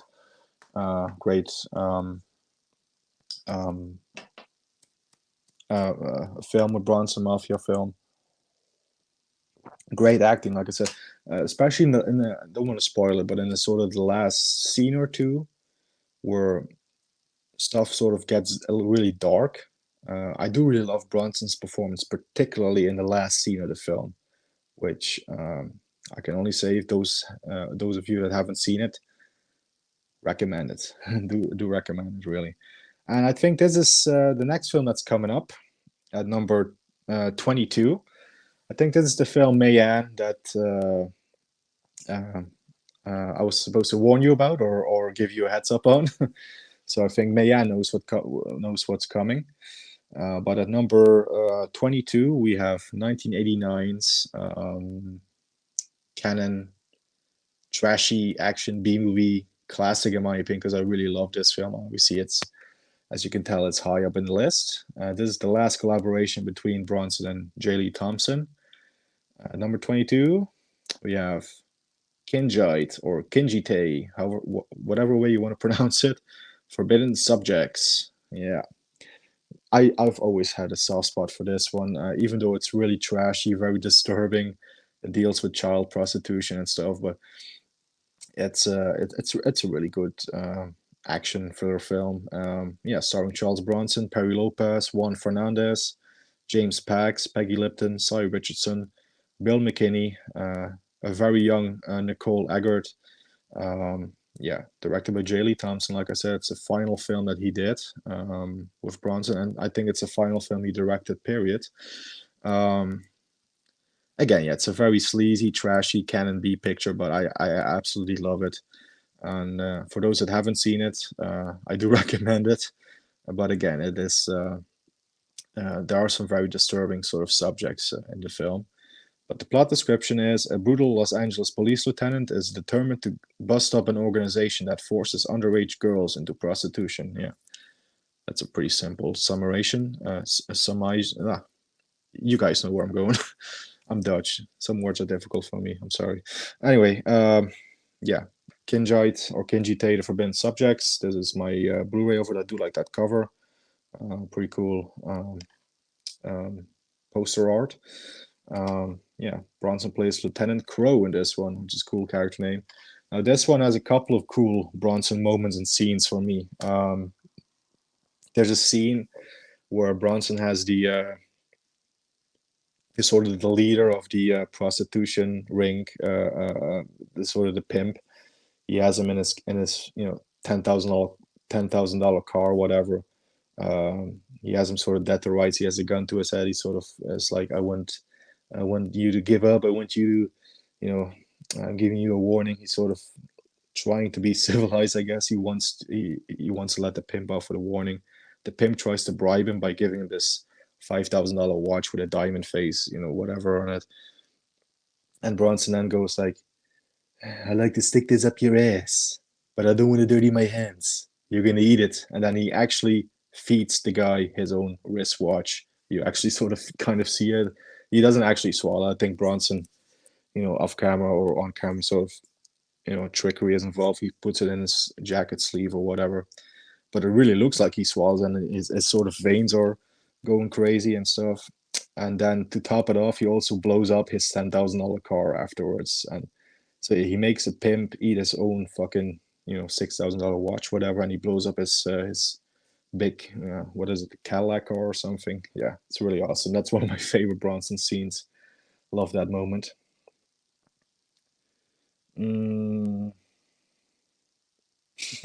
Yeah, that is the one, yeah. As Russell would say, the stream is dog bollocks, something like that. Yeah, that's probably the slang, yeah. Russell is watching the Valachi Papers on the telly from YouTube. So the Valachi Papers is on YouTube, so that's a great starting point for those that haven't seen it. As a free, sort of, a free watch of the film. Go ahead, it's on YouTube. I don't think there's any shame in it. To see if you like it, and if you like it enough, you can always get a physical copy. I hate this movie for what it is, but I gotta watch it one day. Yeah, I do recommend. Like I said, if you can get past sort of the more disturbing subjects, the forbidden subject, I guess, of it. There is a really cool sort of trashy B movie cop thriller action film there at the heart. It's I don't know. It's definitely not a comfortable watch, but it is still a really well made film in my opinion. I mean, what can I say? It's entertaining. I do enjoy it. Even though again, disturbing subjects and all, but Kinjite is Bob's number 2 film. Interesting. I you know what? Again, if you asked me this a couple of years ago, it probably would have been in my top 10 as well. But yeah, there's just so much films for me now of Bronson's that I just like a little bit better. But yeah. Really don't mind Death Wish 5. It has Death by Cannoli. Yeah, that is another thing in that to enjoy. In Russell's language, that means good. Yeah, I'm slightly familiar nowadays with the UK slang. I spent about 30 to 40 streams with people from the UK, mostly on Video Tasty's channel. But so I'm sort of learning as I go with the UK slang and stuff. So no way, didn't think Death Wish 5 would be already done. I do like Kinjai too. Yeah.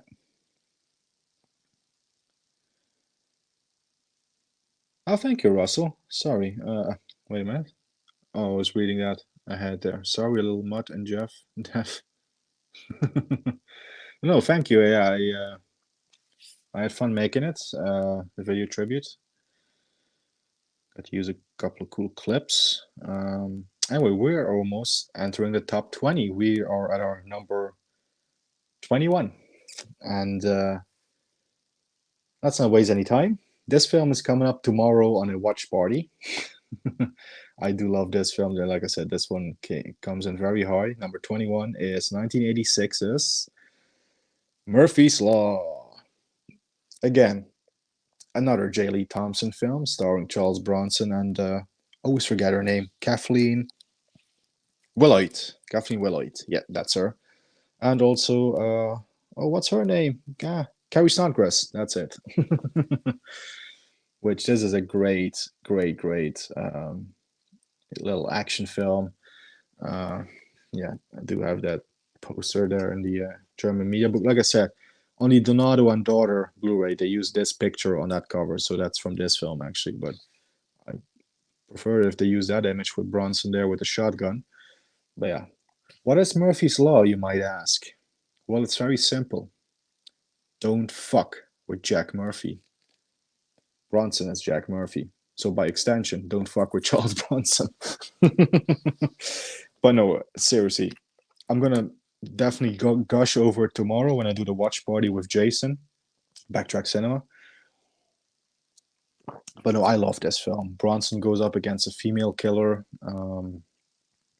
handcuffed to a foul-mouthed girl, a young derelict, played by Kathleen Willoyd, who is absolutely superb in the role. She comes up with the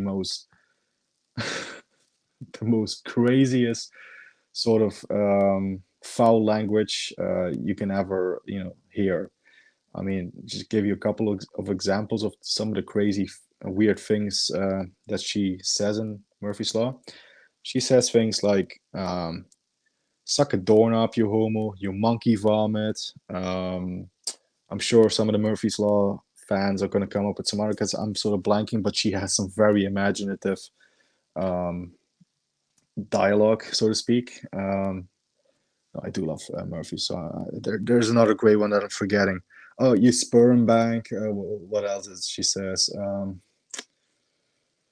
Oh, jism breath. Yeah, that's the one I was jism breath. That's the one I was looking for. Yeah, she comes up with some really weird foul language in that one, which is amazing.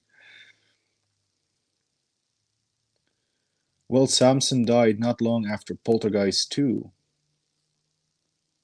Oh, I forgot he was in Poltergeist 2, actually. Yeah, rest in peace. And yeah, he was great. I mean, like I said, he was the chief in One Flew Over the Cuckoo's Nest. Oh, yeah, there we go. Great in One Flew Over the Cuckoo's Nest, yeah. Russell loves Garrett's channel. Yeah, I do as well. I wouldn't have appeared on as many streams of his as I did if I didn't like the channel. Yeah, great channel indeed.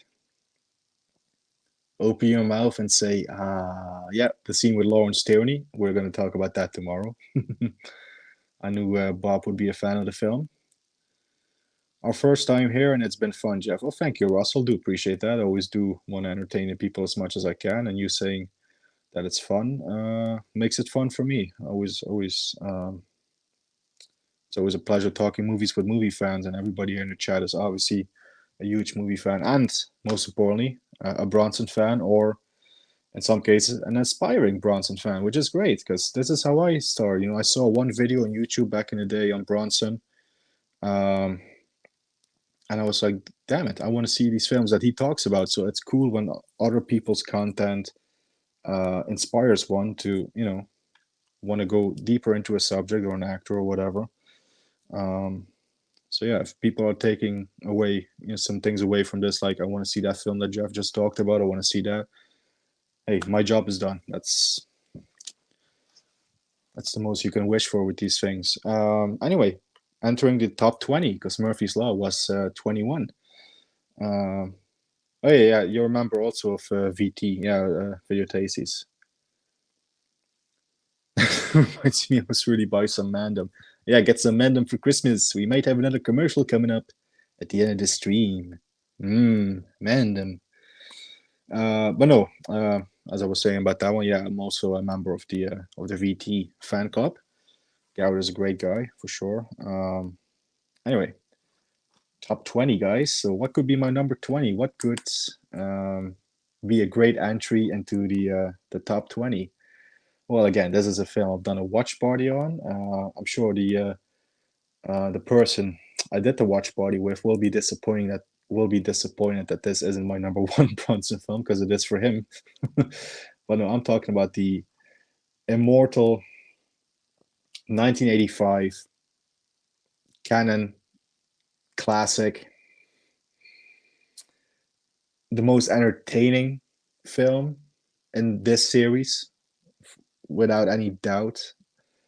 You guys know I'm talking about the one, the only Michael Winner classic, Death Wish 3. Yes, Bronson teaming up with Wildy, cleaning up the streets of New York. This is such an entertaining, great action schlocky B movie classic. I mean, if you don't love Death Wish 3, if you don't get enjoyment out of the rampage that occurs, I should say, in the last, what is it, 30, 20 minutes, I'm afraid you don't have a soul. Because Death Wish 3 is absolutely amazing. I watched it recently before I did the watch along with Dave Savage Zombie Reviews. I introduced my buddy in real life, I should add, to Charles Bronson, and we started watching the Death Wish films, and he was so entertained with Death Wish 3, and I was entertained watching his reaction because obviously I knew what was coming. But yeah, Death Wish 3, baby.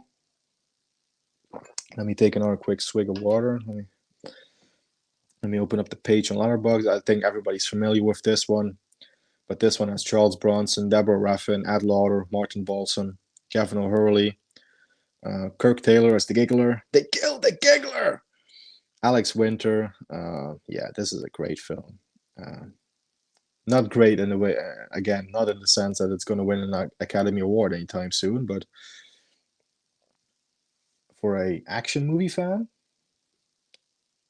chef's kiss. Absolutely, there's no freaking denying it. VT is still there. Yeah. I think Garrett is live in about 30 minutes with Mr. Lucard, so I got to wrap this up because I want to watch that stream. Yeah, Garrett always has some amazing watch parties. That's why I call Gareth the king of videotape, the king of watch parties. Videotases is the king of watch parties. I always call him the king of watch parties because, I mean, obviously he's done so many by this point. And so many great ones. He always manages to get the great, the best guests for every film that he does. So, Mayan's favorite ones are the pool watch parties during the summer.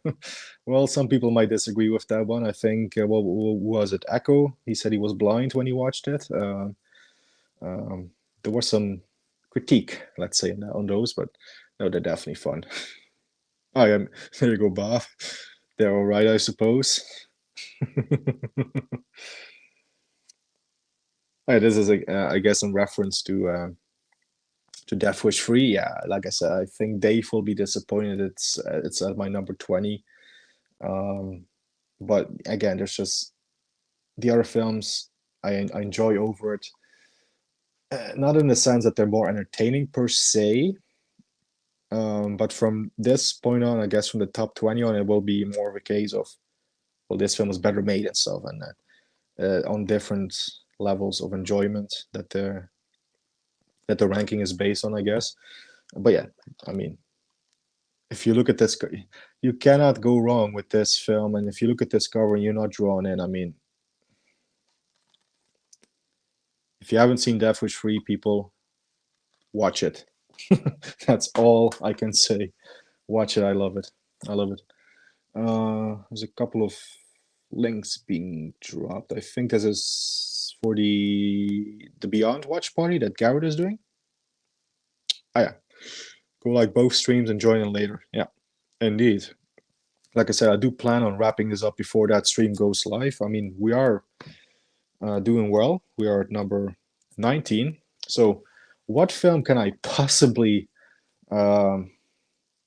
Dave is wondering, probably, what film can I possibly have over Death Wish 3? Well, we're now getting to the real nitty and gritty Bronson films, the real, the classics, if you will. Death Wish 3 qualifies, obviously, otherwise it wouldn't be in the top 20.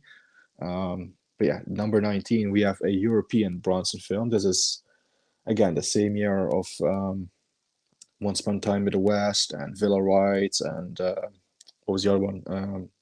Guns of San Sebastian. Again, one of the films that really solidified him as a big star in Europe and especially in France. And we have at number 19, we have Farewell Friend from 1968, starring Charles Bronson and Alain Delon. I do have to open a letterbox for this one. to give you the rest of the cast. Oh, probably some unknown people for the most part. Actually, no. This guy, Bernard Frasson, probably butchered that, but he was actually in the French Connection too. You guys might recognize him from that. Give you the plot description for those that are unfamiliar with this film. Letterboxd seems to have a pretty decent little summarization. After serving together in the French Foreign Legion, a mercenary and a doctor, Bronson and Alain Delon, leave the service and go their separate ways. Later, they are reunited and become involved with a caper involving millions in a high security safe. The two men become locked in during a holiday weekend as they attempt to crack the safe's combination. And that's where they sort of form a uneasy alliance, I guess. They sort of become buddies as they're trapped over the weekend in a safe. It's a really good sort of buddy film, I guess, thriller. Yeah, this is again the German edition, but I really recommend Farewell Friend. It's always been a high-ranking Bronson film for me. I always enjoyed it, and this is, the same. Together with Once Upon a Time in the West in the same year, these two films really made Bronson a huge star in Europe. Yeah, I cannot recommend this one enough. This is a great one. I could have easily included this one in my underrated Bronson films video that I did a couple of weeks ago. It's a really good one.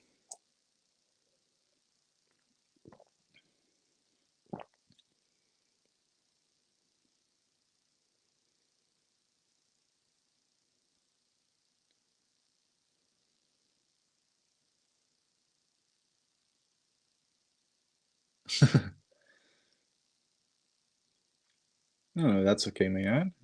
Like I said, there's always the replay for these streams. I mean, obviously, it's more fun to be there live, but if you can't make it, you can't make it. I mean, obviously, stuff comes up. So, but yeah, I'm sure they'll understand if you want to watch The Beyond instead, because yeah, The Beyond is great. Anyway, next up, this film, the film that's coming up next, is another film that really went up the ranking. I actually had this one right up until a couple of days ago. I had this one at like number 26, 27. This one really shot up after my recent rewatch of it a couple of days ago. This one is from 76. That's the one. That's the year. 1976. The first film that Charles Bronson did with director J. Lee Thompson. This one is, if I can pull them up, there we go. The amazing, I really love this film now. This one really gone up in my ranking. St. Ives from 1976. Yeah, this one at number 18. Yeah, St. Ives. This one, I love the tagline. He's clean. He's mean. He's the go-between. Yeah, Charles Bronson is a go-between. He's a former, crime reporter, now turned crime novelist, who was actually hired by this rich guy to go after some documents that have been stolen off him. So he has to exchange money for documents, and there's double crosses involved. It's a really cool mystery thriller, almost a bit of a noir film, sort of a great sort of detective story in a way as well. And this one has a great cast of great supporting actors. John Houseman plays the old rich guy. You also have the lovely Jacqueline Bisset. What's the correct pronunciation? Probably one of the two. Maximilian Schell, Harry Guardino, who was in Dirty Harry and a couple of other Clint Eastwood films. Harris Yulin, who was in Scarface as Mel Bernstein, and he's in this film also as a corrupt cop. Spoilers. Dana Alcar, some other cool. Elijah Cook Jr., some other cool character actors. So yes, St. Ives. I have the Warner Brothers DVD, soon to be released on Blu-ray in the US by Shout Select, if I am not mistaken. Really looking forward to that. This one has really become a Bronson all-time favorite of mine. Again, when I saw it the first time, I didn't much care for it, but really this has grown on me on all the on all the rewatches, and yeah, I cannot recommend this one enough. I do love St. Ives. This one, Bronson again, sort of against type. He plays a more sophisticated and suave sort of character. He's dressing more nicely, he's more sharper and stuff like that. I mean, even and one of my favorite Bronson posters. I love that poster of Bronson. This is one that I wish I had a reproduction of, or the original poster, and I could hang this on my wall somewhere, because it's a pretty badass shot of Bronson. But yeah, St. Ives, 1976. Great music score by Lalo Schifrin, who of course is known for the Dirty Harry films, among many other great scores. And next up is a film that came the year after that, at number 17, directed by, again, bringing it back to Dirty Harry, Don Siegel. I think Bob mentioned this one earlier. But at number 17, we have a film from 1977. This is the great, underrated Cold War thriller starring Charles Bronson, Donald Pleasence, and Lee Remick. Telephone. Yes, baby, Telephone. At number 17. Yeah, like I said, directed by Don Siegel. And this one also with Tyne Daly from The Enforcer, and of course Cagney and Lacey. Patrick McGee, Sheree North, Roy Jensen once again. He was in a previous Bronson film that I mentioned earlier. I think it was The Stone Killer. But in this one, Charles Bronson plays a Russian KGB agent who is sent by the Russians to go to the US to stop another rogue KGB agent, played by Donald Pleasence. Dr. Loomis from the Halloween films, obviously, for those that are unfamiliar with the actor's name.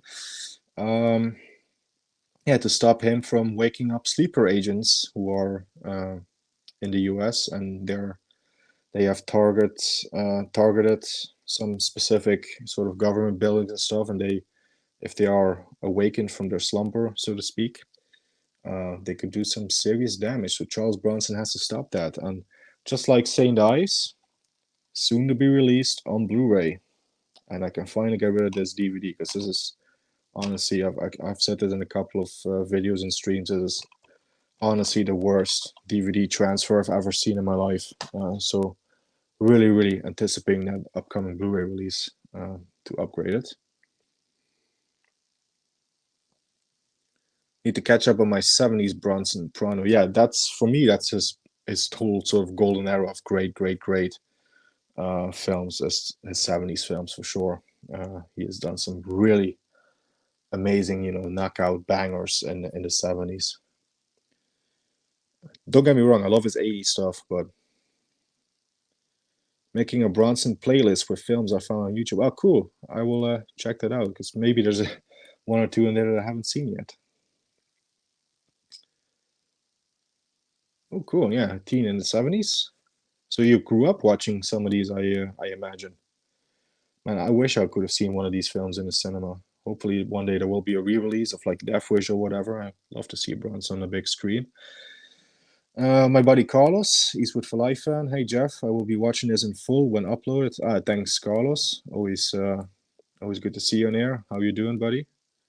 Me and Carlos, actually over the weekend we should be collaborating on a little something, which I'm not going to reveal yet, but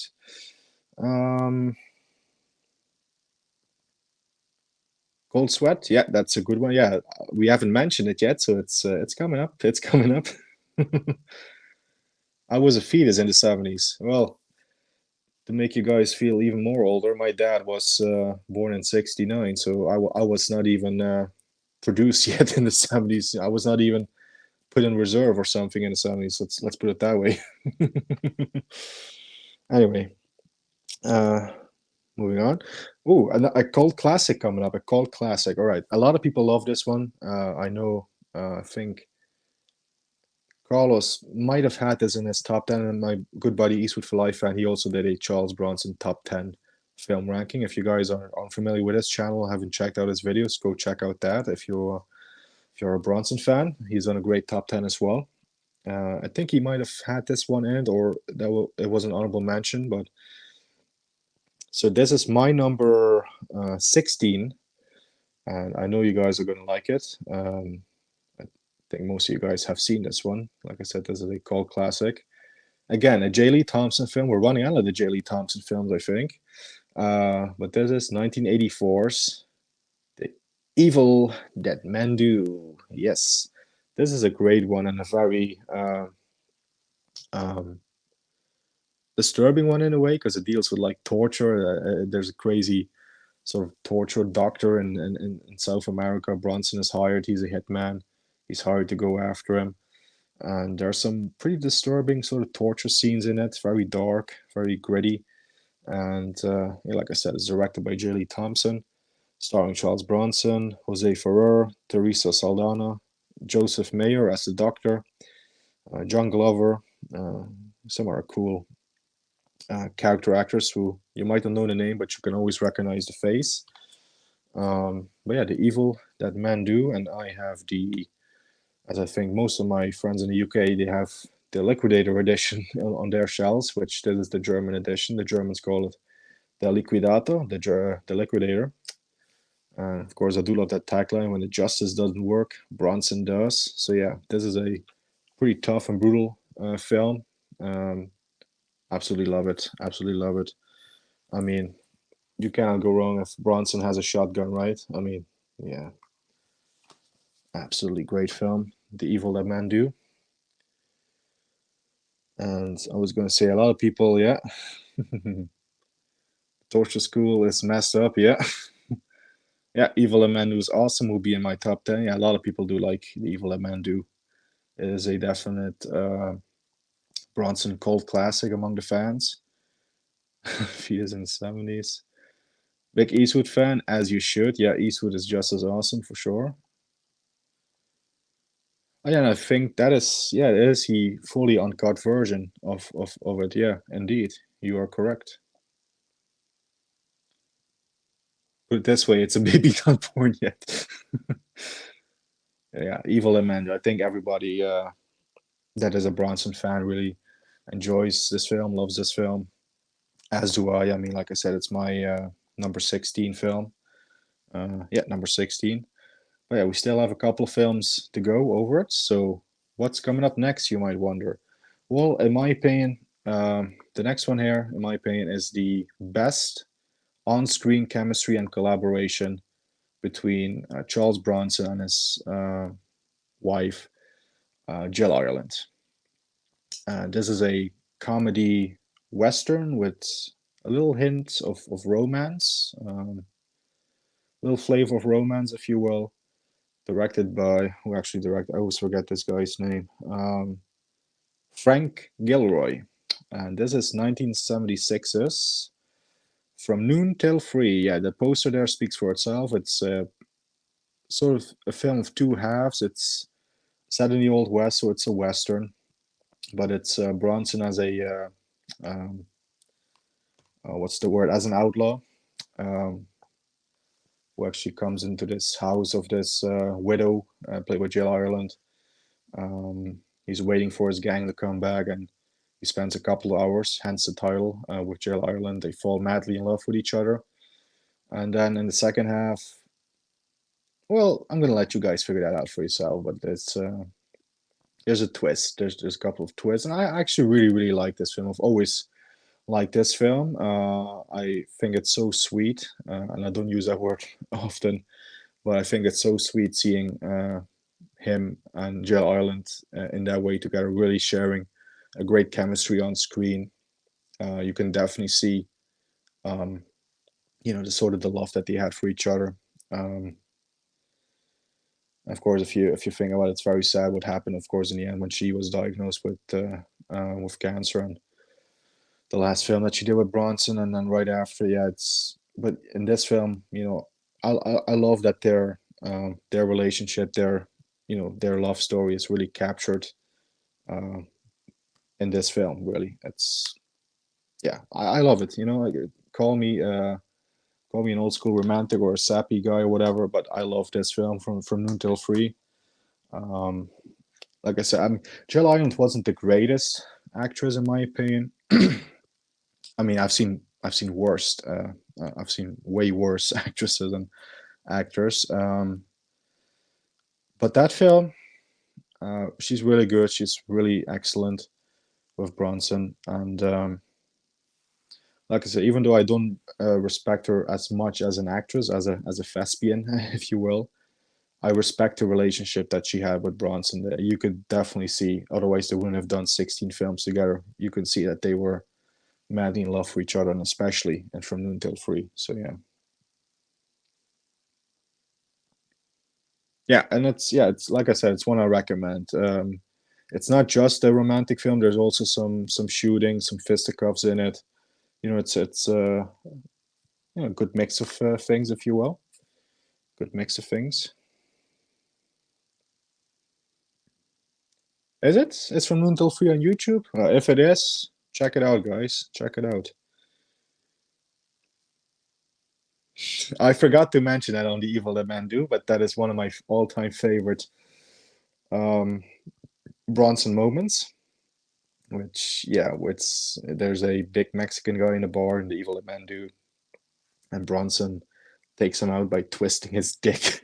Yeah, it's pretty amazing. Yeah, Jail Island was pretty indeed. I definitely won't argue there, and I feel confident in saying that since Bronson is no longer with us. I definitely probably wouldn't, at least not to his face. Anyway, that was number 15. Yeah, From Noon Till Three at 15. Only a couple more to go. I'm just gonna quickly run out again and refill this because I'm doing so much talking. My throat is getting dry, so I'll be back in just a few short seconds.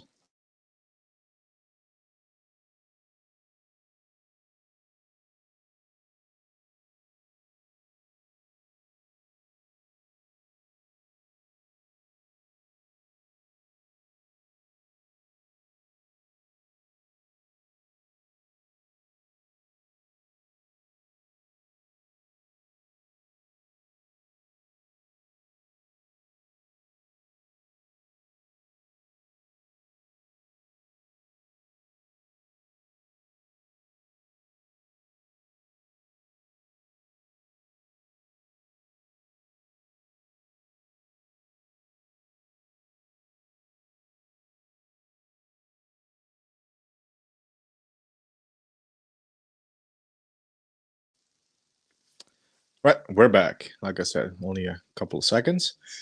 Luckily, the bathroom is right around the corner, so I quickly refill my glass. Yeah, so From Noon Till Three at 15, we move on from one very cool Western to another. This is one of my all-time favorites. Again, we're getting very near the top 10 by this point. And we now move on to another Charles Bronson and Terrence Young collaboration. This one is from 1971, and it has a great all-star cast. This film was part of my 101 Bronson recommends video, the underrated Bronson films. This one stars Charles Bronson, Toshiro Mifune, Ursula Andress, and reunites him with Alain Delon. And this is 1971's Red Son. Like I said, directed by Terrence Young. I mean, I did say in my underrated Bronson films video that there's a definite reason for checking this out for the male audience anyway among us and the fact is that James Bond girl Ursula Andress, Honey Rider, is in this film, and she actually has a couple of scenes where she shows a bit of flesh, let's put it that way. And well, that's not the only reason for checking it out, but it is definitely a contributing factor, I would say. Something that would draw the male audience in for sure. But no, it's a kick-ass, badass Euro Western. Great directing by Terrence Young. Like I said, this cast is amazing. This is actually one of the first sort of East meets West sort of Westerns where you have Bronson as a cowboy teaming up with a samurai played by Toshiro Mifune. This is the Blu-ray for it right there. But yeah, and also you have the lovely Ursula Andress, like I said, and Alain Delon. This is a kick-ass and a great musical score by. Actually, as I watched this one yesterday, I rewatched this one. Maurice Jarre does a great score for this one. I really love the main theme to this. So yeah, that is Red Sun, and I do have a quick plot description again for those that haven't seen it. In 1870, Japanese ambassador Sakaguchi, probably butchered that, and his entourage traveled by train to Washington to deliver a valuable sword to the President of the United States, a gift from the Emperor of Japan. On board the same train, on board of the same train, there are two train robbers, Link and Gauche, who are Charles Bronson and Alain Delon, ready to make their move. So yeah, the train gets robbed. Actually, there's a double cross that happens. Charles Bronson is left for that, and he actually has to team up with the samurai Toshiro Mifune to find back the sword and also get revenge on his former gangmate, which is Alain Delon's character. So yeah, Red Sun, my second favorite Charles Bronson and Terrence Young collaboration. And thank you, Russell. Red Sun is on YouTube, so I do recommend checking that out. It is a absolute Bronson favorite of mine. To recommend it. And 10 minutes to go until Gareth goes live, so I'm gonna have to go through my top 10 a bit more quickly, but we're almost there. We're almost there. We're now at number 13. We have my favorite Charles Bronson and Terrence Young collaboration. This film is a great one, 1970. Charles Bronson, Liv Ullmann, James Mason doing a southern accent in Terrence Young's Cold Sweat. And before Russell says it, this one is also on YouTube. I do know that. Yeah, Cold Sweat from 1970. A great French-made. Yes, yeah, it is an international cast, and obviously director Terrence Young was British, but it is a production made in France. Great thriller. This is a thriller to the core. It's Charles Bronson plays a man with a checkered past. His past catches up with him in the form of James Mason, and it becomes like a cat and mouse thing, and then a great thriller. And there's a great car chase in this one. Here's my from the cover you just saw. This is the Blu-ray, the German media book once again. A great cast in this one, and a great thriller mystery film. Really excellent stuff. And yeah, that one is free to watch on YouTube. So if you have the chance, check it out. Check it out. That brings us along to, we're getting there, number 12, and we have another European and French made Charles Bronson thriller. This is a really good, I really love his performance in this one. I think this is, again, if I would have ranked these on acting performances, this one would have been right at the top, actually, like very close to the number one spot if we are talking about acting performances. But I really love his performance in 1971's Someone Behind the Door. I do hate that poster, though. That poster has nothing to do with the film. But yeah, that is unfortunately the poster for it. Much prefer the artwork on my German media book. I have a lot of these media books for the Bronson films. I'm noticing. I never actually noticed how many I had before, but yeah, they also use that poster here in the media book. But again, Charles Bronson and Jill Ireland. Actually, again, another good role for Jill Ireland and Anthony Perkins in this one. Someone Behind the Door. I absolutely love it. I absolutely love this film. Charles Bronson plays an amnesiac, if I can pronounce it, who sort of is found on his beach. It takes place actually in London, in the UK, I should say, in Folkestone. I think I got that right. Yeah, it takes place in the UK. Yeah, Bronson is found on this beach, and he's sort of brought into this doctor's office, played by Anthony Perkins. And it becomes a really good thriller from there on, because the doctor sort of takes him in, takes care of him, wants to help Bronson find his memory back. But then as the plot goes on, we actually find out that there is a bit of an ulterior motive going on, and that the doctor isn't all that he says he is. Let's put it that way.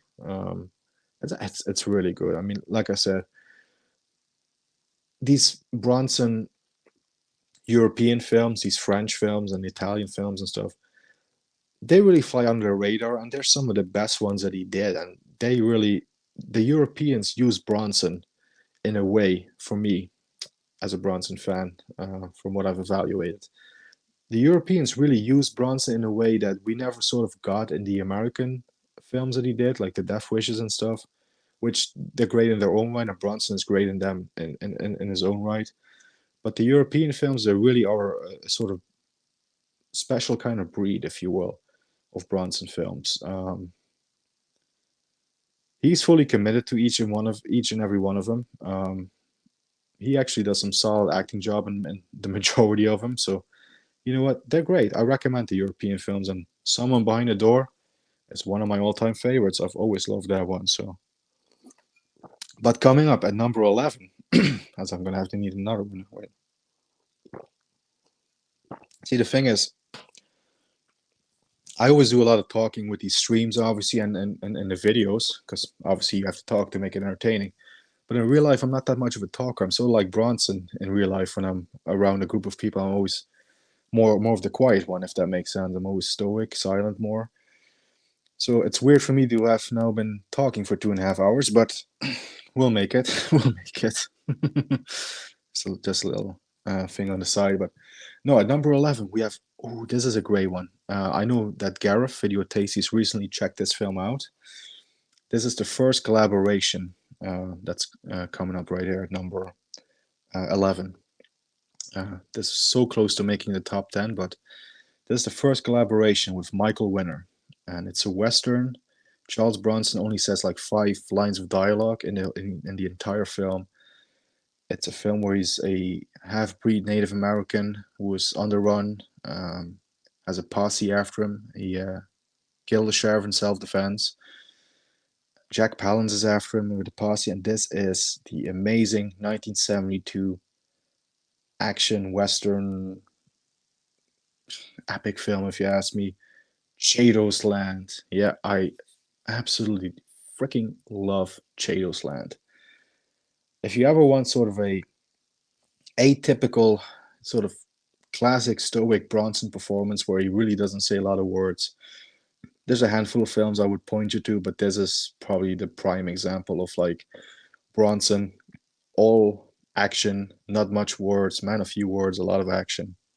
You know, action speaks louder than words, as they say. And that's definitely the case for Chado's Land. Yeah, this is, and probably, I think Eastwood for Life fan has pointed this out, probably Bronson in his best, sort of peak physique. I mean, he is really ripped and shredded in this film. And the majority of the running time, he's dressed like this, just a loincloth. Yeah, Chado's Land. Again, guys, if this one is available anywhere, if you can grab a copy of it anywhere, this one is highly recommended. Charles Bronson viewing material, if you will, highly recommended film. Love, love, love Chado's Land. It's very brutal, very brutal. I have to be careful because my pile that I've been building up here is almost tripping over. So anyway, Chado's Land, guys. Yeah, there you go, Russell. Thank you. Russell is saying all these films are available or not on YouTube, so thank you for that, Russell. We do appreciate that. Anyway, we're entering the top 10, and actually from this point on, it's familiar territory because I have done, once again, my top 10 ranking on YouTube 2 years ago at this point, or about a year and a half ago or something like that. So my top 10, I can already say it hasn't changed since then. It's still the same, even though, like I said, some of these films like Chado's Land, Someone Behind the Door, Cold Sweat and stuff, they were really pushing to get in there. But my top 10 is still as it stands. I'm just going to quickly go through these one because most of these films don't need much introduction. I am going to talk about them a little bit, of course, but I'm just going to go through my top 10. All right. So at number 10, we have the great 1971, if I'm not mistaken. Let me just quickly double check before we got so far all the facts and years and dates and stuff right. Don't want to mess up now. Yeah, 1970. It's 1970. The great 1970 Italian Eurocrime film directed by Sergio Solima.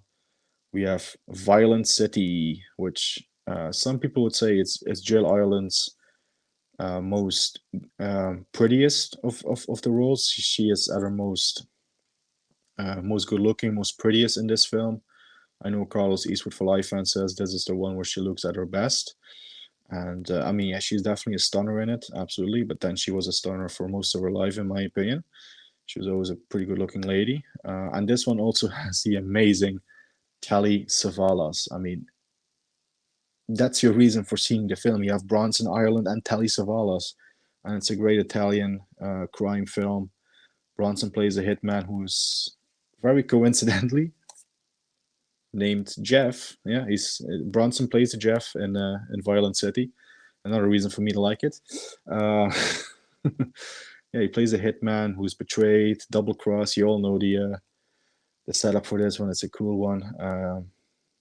Actually, he goes after the organization run by Telly Savalas. Yeah, this is one with a great Ennio Morricone score as well. Highly recommended. Violent City at my number 10. Excellent. Nothing I can further add to it, really. At number 9, we have the equally excellent, because yeah, the films in there in the top 10, they're all excellent. Let's be honest. I'm not going to waste too much time. 1981's Death Hunt, reuniting Charles Bronson and Lee Marvin. Charles Bronson, similar to Chato's Land, is being chased by a posse led by Lee Marvin in this one. This one is actually based on true events. In the Canadian wilderness, takes place in the snowy mountains and stuff. I absolutely love Death Hunt. Also, Carl Weathers is in it. Angie Dickinson. Forgetting Ed Lauder, who was, of course, in a couple of other Bronson films. Andrew Stevens, who was with Bronson in 10 to Midnight. This was before 10 to Midnight, so this is the first of 2 collaborations between Bronson and Andrew Stevens. But yeah, absolutely love Death Hunt. It's a great one, and I recently got the German Blu-ray for it, which by Koch Media or Cook Media. Yeah, excellent film. They call it Yukon, but it's Death Hunt. Yeah, yeah. Bronson, Lee Marvin reuniting after The Dirty Dozen. What's not to love? And I think who was it that said that? I think it was it Bob or Michael that said that they didn't much care for it, but I've always loved Death Hunt. Fortunately, I gotta go. I definitely had a blast learning about these films. We'll catch the replay when I get back. Good night, everyone. Thank you so much once again, Mayan. Thank you for tuning in. Like I said, I'm very happy that you found this somewhat educational, I guess. Like I said, my job is done if people sort of learn a bit from this and they get inspired to. That's all you want. Thank you very much. Again, guys, go check out Mayan's channel. She's been crowned the horror YouTuber of the month. Go check her out. She has her video up with nominees. Give her a like and sub and all those kinds of things. Check out her channel and also put in a vote for the next horror YouTuber of the month, because there are some great nominees there. So anyway, take care, Mayan. We'll see you later. As Russell and Bob are saying. We only have a couple more to go though. So, but yeah, Death Hunt and Violent City are the first 2 entries into my top 10. Next up is probably my favorite of the French productions that Bronson starred in. This one was a part of my underrated Bronson video. It's 1970s Rider on the Rain, and again, I absolutely love that poster, man. That is a great poster. Apparently, when Bronson saw that poster, he was actually telling the artist who did it, and here's a wider shot of it. He was actually telling the artist that did it to add more veins and more, muscles to it and stuff, because he was absolutely he liked this poster as well, and it's always been one of my favorite Bronson posters. This is the US Kino Lorber Blu-ray, by the way, but yeah, Rider on the Rain. It actually inspired the song Riders on the Storm by Jim Morrison. He actually wrote that song after he watched this film. Apparently, that's how the urban legend goes anyway. But no, it's a pretty cool, solid thriller film. For me, it's a fantastic one. But where a woman played by Marlene Jobert, who was Eva Green's mother, she gets assaulted by a mysterious stranger who comes riding in on a rainy night on the bus and breaks into her house, assaults her. She actually kills him, and then Bronson is this mysterious cat who comes into town and is trying to solve the murder, but he knows that she had something to do with it. It's sort of a cat and mouse thriller. It's a very entertaining watch. It's a very good one. Bronson has some great brutal scenes in it, some cool fight scenes. Bronson is just an absolute. He's a cool cat. He's a very cool cat in that film. Cannot recommend Rider on the Rain any higher than that.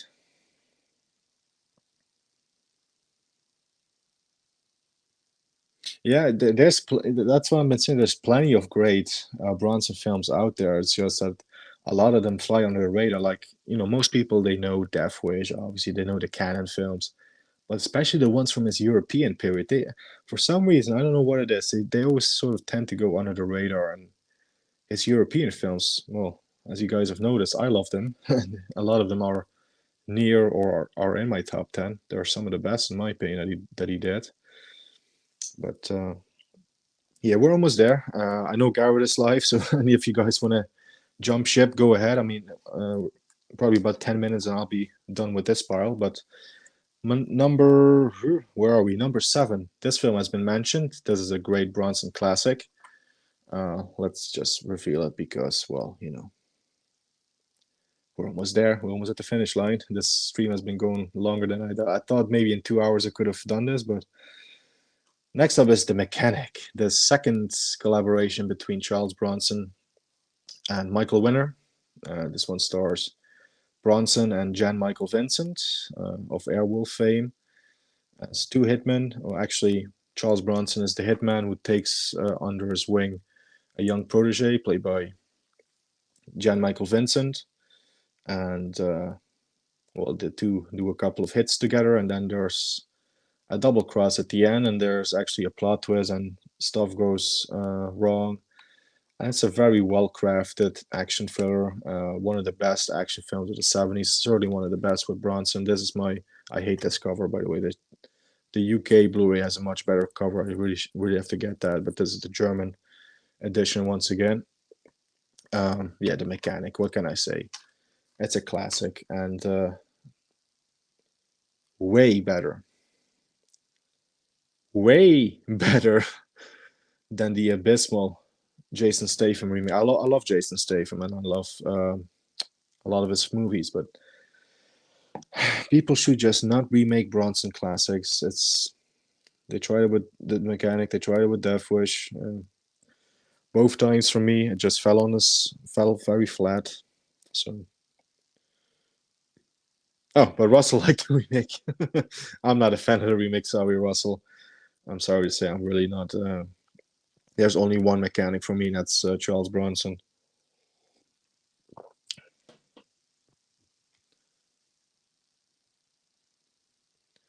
Anyway, we're nearing the top 5, and my number 6 spot. Oh, this is a great one. I love this one, obviously. Let's not waste time. You guys know there's only a handful of Bronson titles left. At number 6, we have the 1983 J. Lee Thompson Bronson film. My favorite J. Lee Thompson film with Bronson. One of my favorite Cannon films with Bronson. It's the amazing serial killer, slasher, thriller, suspense, whatever you want to call it. Charles Bronson in 10 to Midnight. Yeah, I freaking love 10 to Midnight. This has always been a top 10 Bronson film for me. Love it. Just love it. It's so good.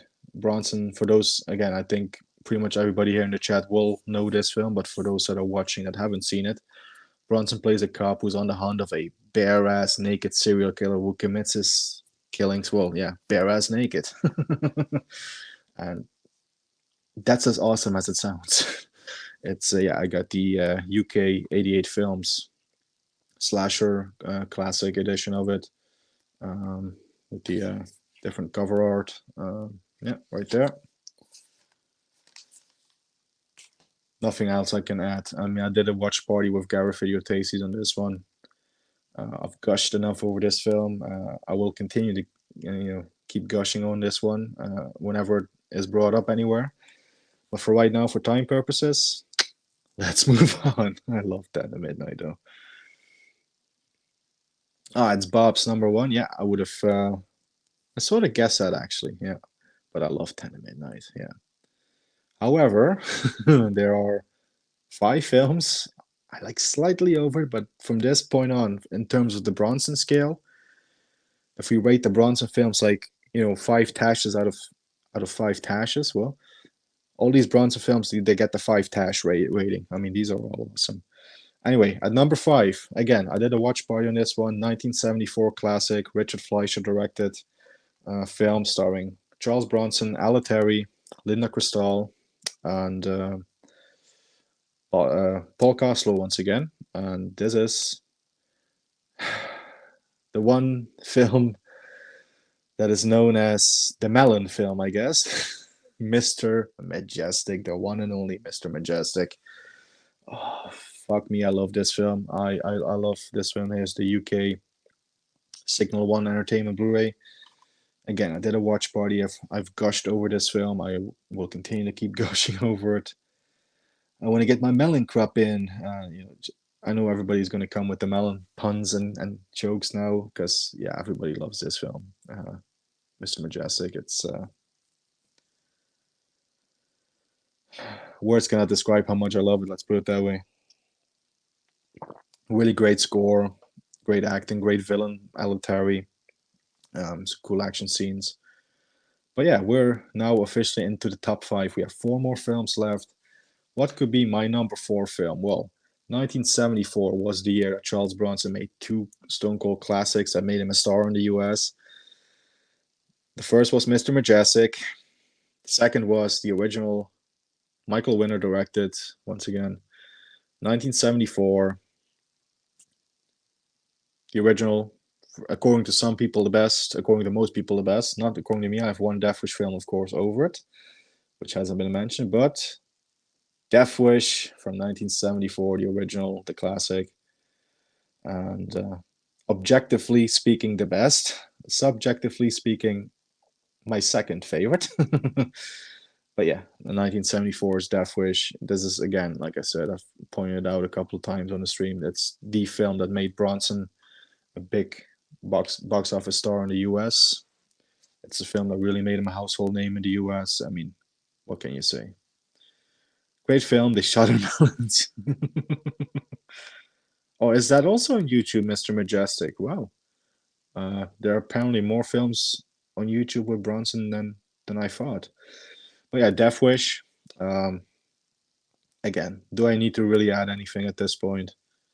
Not much, except to say that I just alluded that there's one Death Wish film I prefer. And that, of course, is 1982's Death Wish 2, again directed by Michael Winner. This is my favorite Death Wish film.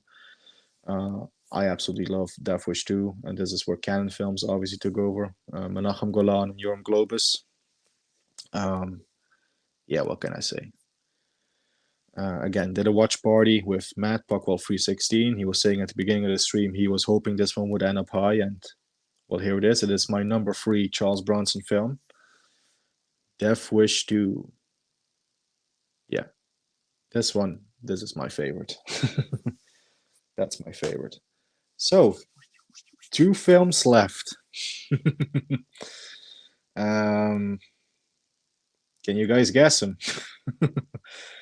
Well, it doesn't really matter because I'm going to show them anyway, but yeah, Death Wish has a young Jeff Goldblum. That's a very interesting thing, actually, where pretty much every Death Wish film has a star in it, or a would-be star, would be a star later, that actually played a punk or a criminal in the Death Wish films. Of course, Jeff Goldblum in the first one.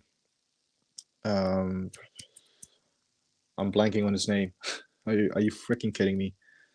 Lawrence Fishburne in the second one, Alex Winter in the third. Who was it in the fourth one we pointed out? Danny Trejo. Yeah. If you play a punk or a criminal in a Death Wish film, your career goes on to better things, to greater things. Ah, awesome, Bob. You and me, we know what's up. We know the score. Yeah, Death Wish 2 was awesome. So 2 films left. My number 2 Charles Bronson film of all time is again one of the quintessential. I think I can also say that for the number 1 spot, but the quintessential film where Charles Bronson really has his image clear and present right there in the film, where he's a man of few words, just like Chadle's Land and a couple others that I mentioned. A man of few words, stoic, silent, but tough. You know you don't want to mess with him. You know he's a bad cat. He's a bad motherfucker. I'm talking about and this one is more of a drama, I should add, but still an amazing film. This is 1975's Walter Hill directed, his directorial debut, actually.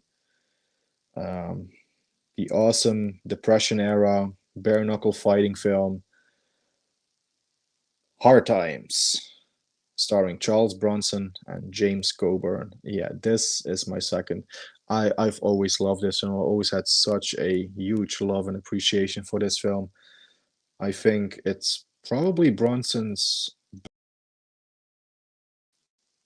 Oh, I think my screen just went out. Just going to repeat what I said. I think it's probably my favorite Charles Bronson performance, this one. Really, really love his performance in this. And James Coburn, I think, is excellent as well. And yeah, I do have that great UK Eureka Blu-ray right here. Here's another poster for it, Hard Times. Actually funny, a couple of years ago there was a list on YouTube of not on YouTube but on the internet somewhere, an article where they had like the top 50, top 20, whatever it was, films with titles that sounded like a porno, and this was on it, which cracked me up. Hard Times. But no, Hard Times is a stone cold classic. Like I said, it's Walter Hill's first film, and it's a great one. It's awesome. Cannot recommend it more. So, my number 1 pick. You guys know I love my westerns. You guys know I love Charles Bronson. You guys know I love spaghetti westerns. You guys know I love Ennio Morricone. What is the film that combines all those elements and, in my opinion, combines them to perfection? Well, it is none other than 1968's 1968 Sergio Leone's epic grand masterpiece, my favorite spaghetti western of all time, my second favorite movie of all time. It is Once Upon a Time in the West. This film kicks all kinds of ass and takes no prisoners. If I could show you this entire film, I would, but I really don't have the time. All I can say is if anybody is watching that hasn't seen Once Upon a Time in the West, this is an essential movie. This is an essential movie viewing for all movie fans, worth their salt. Movie fans that like movies of all genres. Even if you don't necessarily, if you're not the biggest fan of westerns, this is one that you need to see. This is one that really, really, stands the test of time as one of the greatest movies of all time. Stars Charles Bronson, Henry Fonda, Jason Robards, Claudia Cardinal. Excellent music score by Ennio Morricone. Probably my favorite movie score of all time. Even though there are some other Morricone scores that really compete with it, but yeah, Once Upon a Time in the West. Yeah, what can I say? It is amazing. It's amazing. Yeah, that is true. I think this is a reference to the Every Which Way But Loose and Any Which Way You Can. Yeah, this is a similarity where Clint also plays a bare knuckle fighter in in those two films, just like Bronson does in Hard Times. Actually, I think after the stream ends and after I watch Gareth's Watch Along of the Beyond, which I should point out it's going live now, it's already up. I probably will pop in Hard Times. Probably will save Once Upon a Time in the West for tomorrow. We'll probably watch that tomorrow. Especially now that I've held the covers again and I've talked about them again, I definitely want to see them again. And like I said, these two are really my undisputed favorites of Bronson. Once Upon a Time in the West and Hard Times. It's only by a slight margin. Like this one is above, but these two, the best of the best for me of Bronson. Once Upon a Time in the West was the film that introduced me to Bronson. I was a big fan of the Clint Eastwood films, and then somebody recommended Once Upon a Time in the West. They said it's from the same people. It's also spaghetti western. And I was like, cool, I need to check that out. So I got the DVD of it. Remember, I was a teenager. I got pocket money at that time. And I went to the store and picked up a copy. And I was so hooked on that film. And that made me check out all these other Bronson films that we discussed tonight. But yeah, Once Upon a Time in the West is the one where it started. It's a fantastic film. It's a masterpiece. Like I said, Scarface is my favorite film of all time, but Once Upon a Time in the West is my second favorite film of all time. And there have been occasions where Once Upon a Time in the West actually overtook Scarface, believe it or not. That's how good it is. That's how great I consider Once Upon a Time in the West to be, that it can overtake the epicness that is Scarface, But yeah, that's the classic quote. You brought two too many. Yeah, love it. I mean, it makes me want to watch it. Bob is even saying, yeah, let's watch it now. Anyway, that about does it, as Sam Elliott would say in The Big Lebowski, which isn't related to Bronson, but still. Sam Elliott, the cool, wearer of a tash, just like Bronson. So I guess it sort of applies, and I do a little bit of a Sam Elliott impression. It's not a good one, but you sort of do a deep voice, and let's not do it. Anyway, that about does it. Thank you all so much for watching, as we are approaching 3 freaking hours. We have done the running time of Once Upon a Time in the West, so I could have done a watch party of Once Upon a Time in the West. Maybe someday. Anyway, can't thank you all enough for watching. I mean, everybody that tuned in: Bob McCall, Russell, Mike Barrett, Michael Myers, Mr. Dan and Horror, Mayan, Bob McCall, Michael Myers. I think I'm mentioning people twice now, but anyway, let's wrap up because my voice needs a rest. I'm gonna go watch Gareth's stream, The Beyond. And I hope to see some of you there. I know there's a lot of people here that also watch Gareth's channel, so thank you so much for that. Just spend the time with me instead of going over this channel. But let's go over this channel, and I will bid you all a farewell. I do think I have a little video to play you out on. Do I? I don't have a video to play you out on, but I guess I can play another little Bronson clip here. I do have something. Anyway. Thank you all. This has been a tough stream, ranking all these films. Like I said, my voice really needs a rest, and I could do with a smoke, because I think this is the longest I've went without a smoke. Anyway, keep punching, keep it Bronson, and like I said, if this has been educational or entertaining for people, my job is done. So I'm happy, I'm content. And again, I appreciate everybody that tuned in tonight, and I appreciate everybody that's going to watch it on playback. So keep punching, guys. I'm going to play a little video to lead us out on, and I will catch you all on the flip side. See you guys later. Where's that clip? There it is.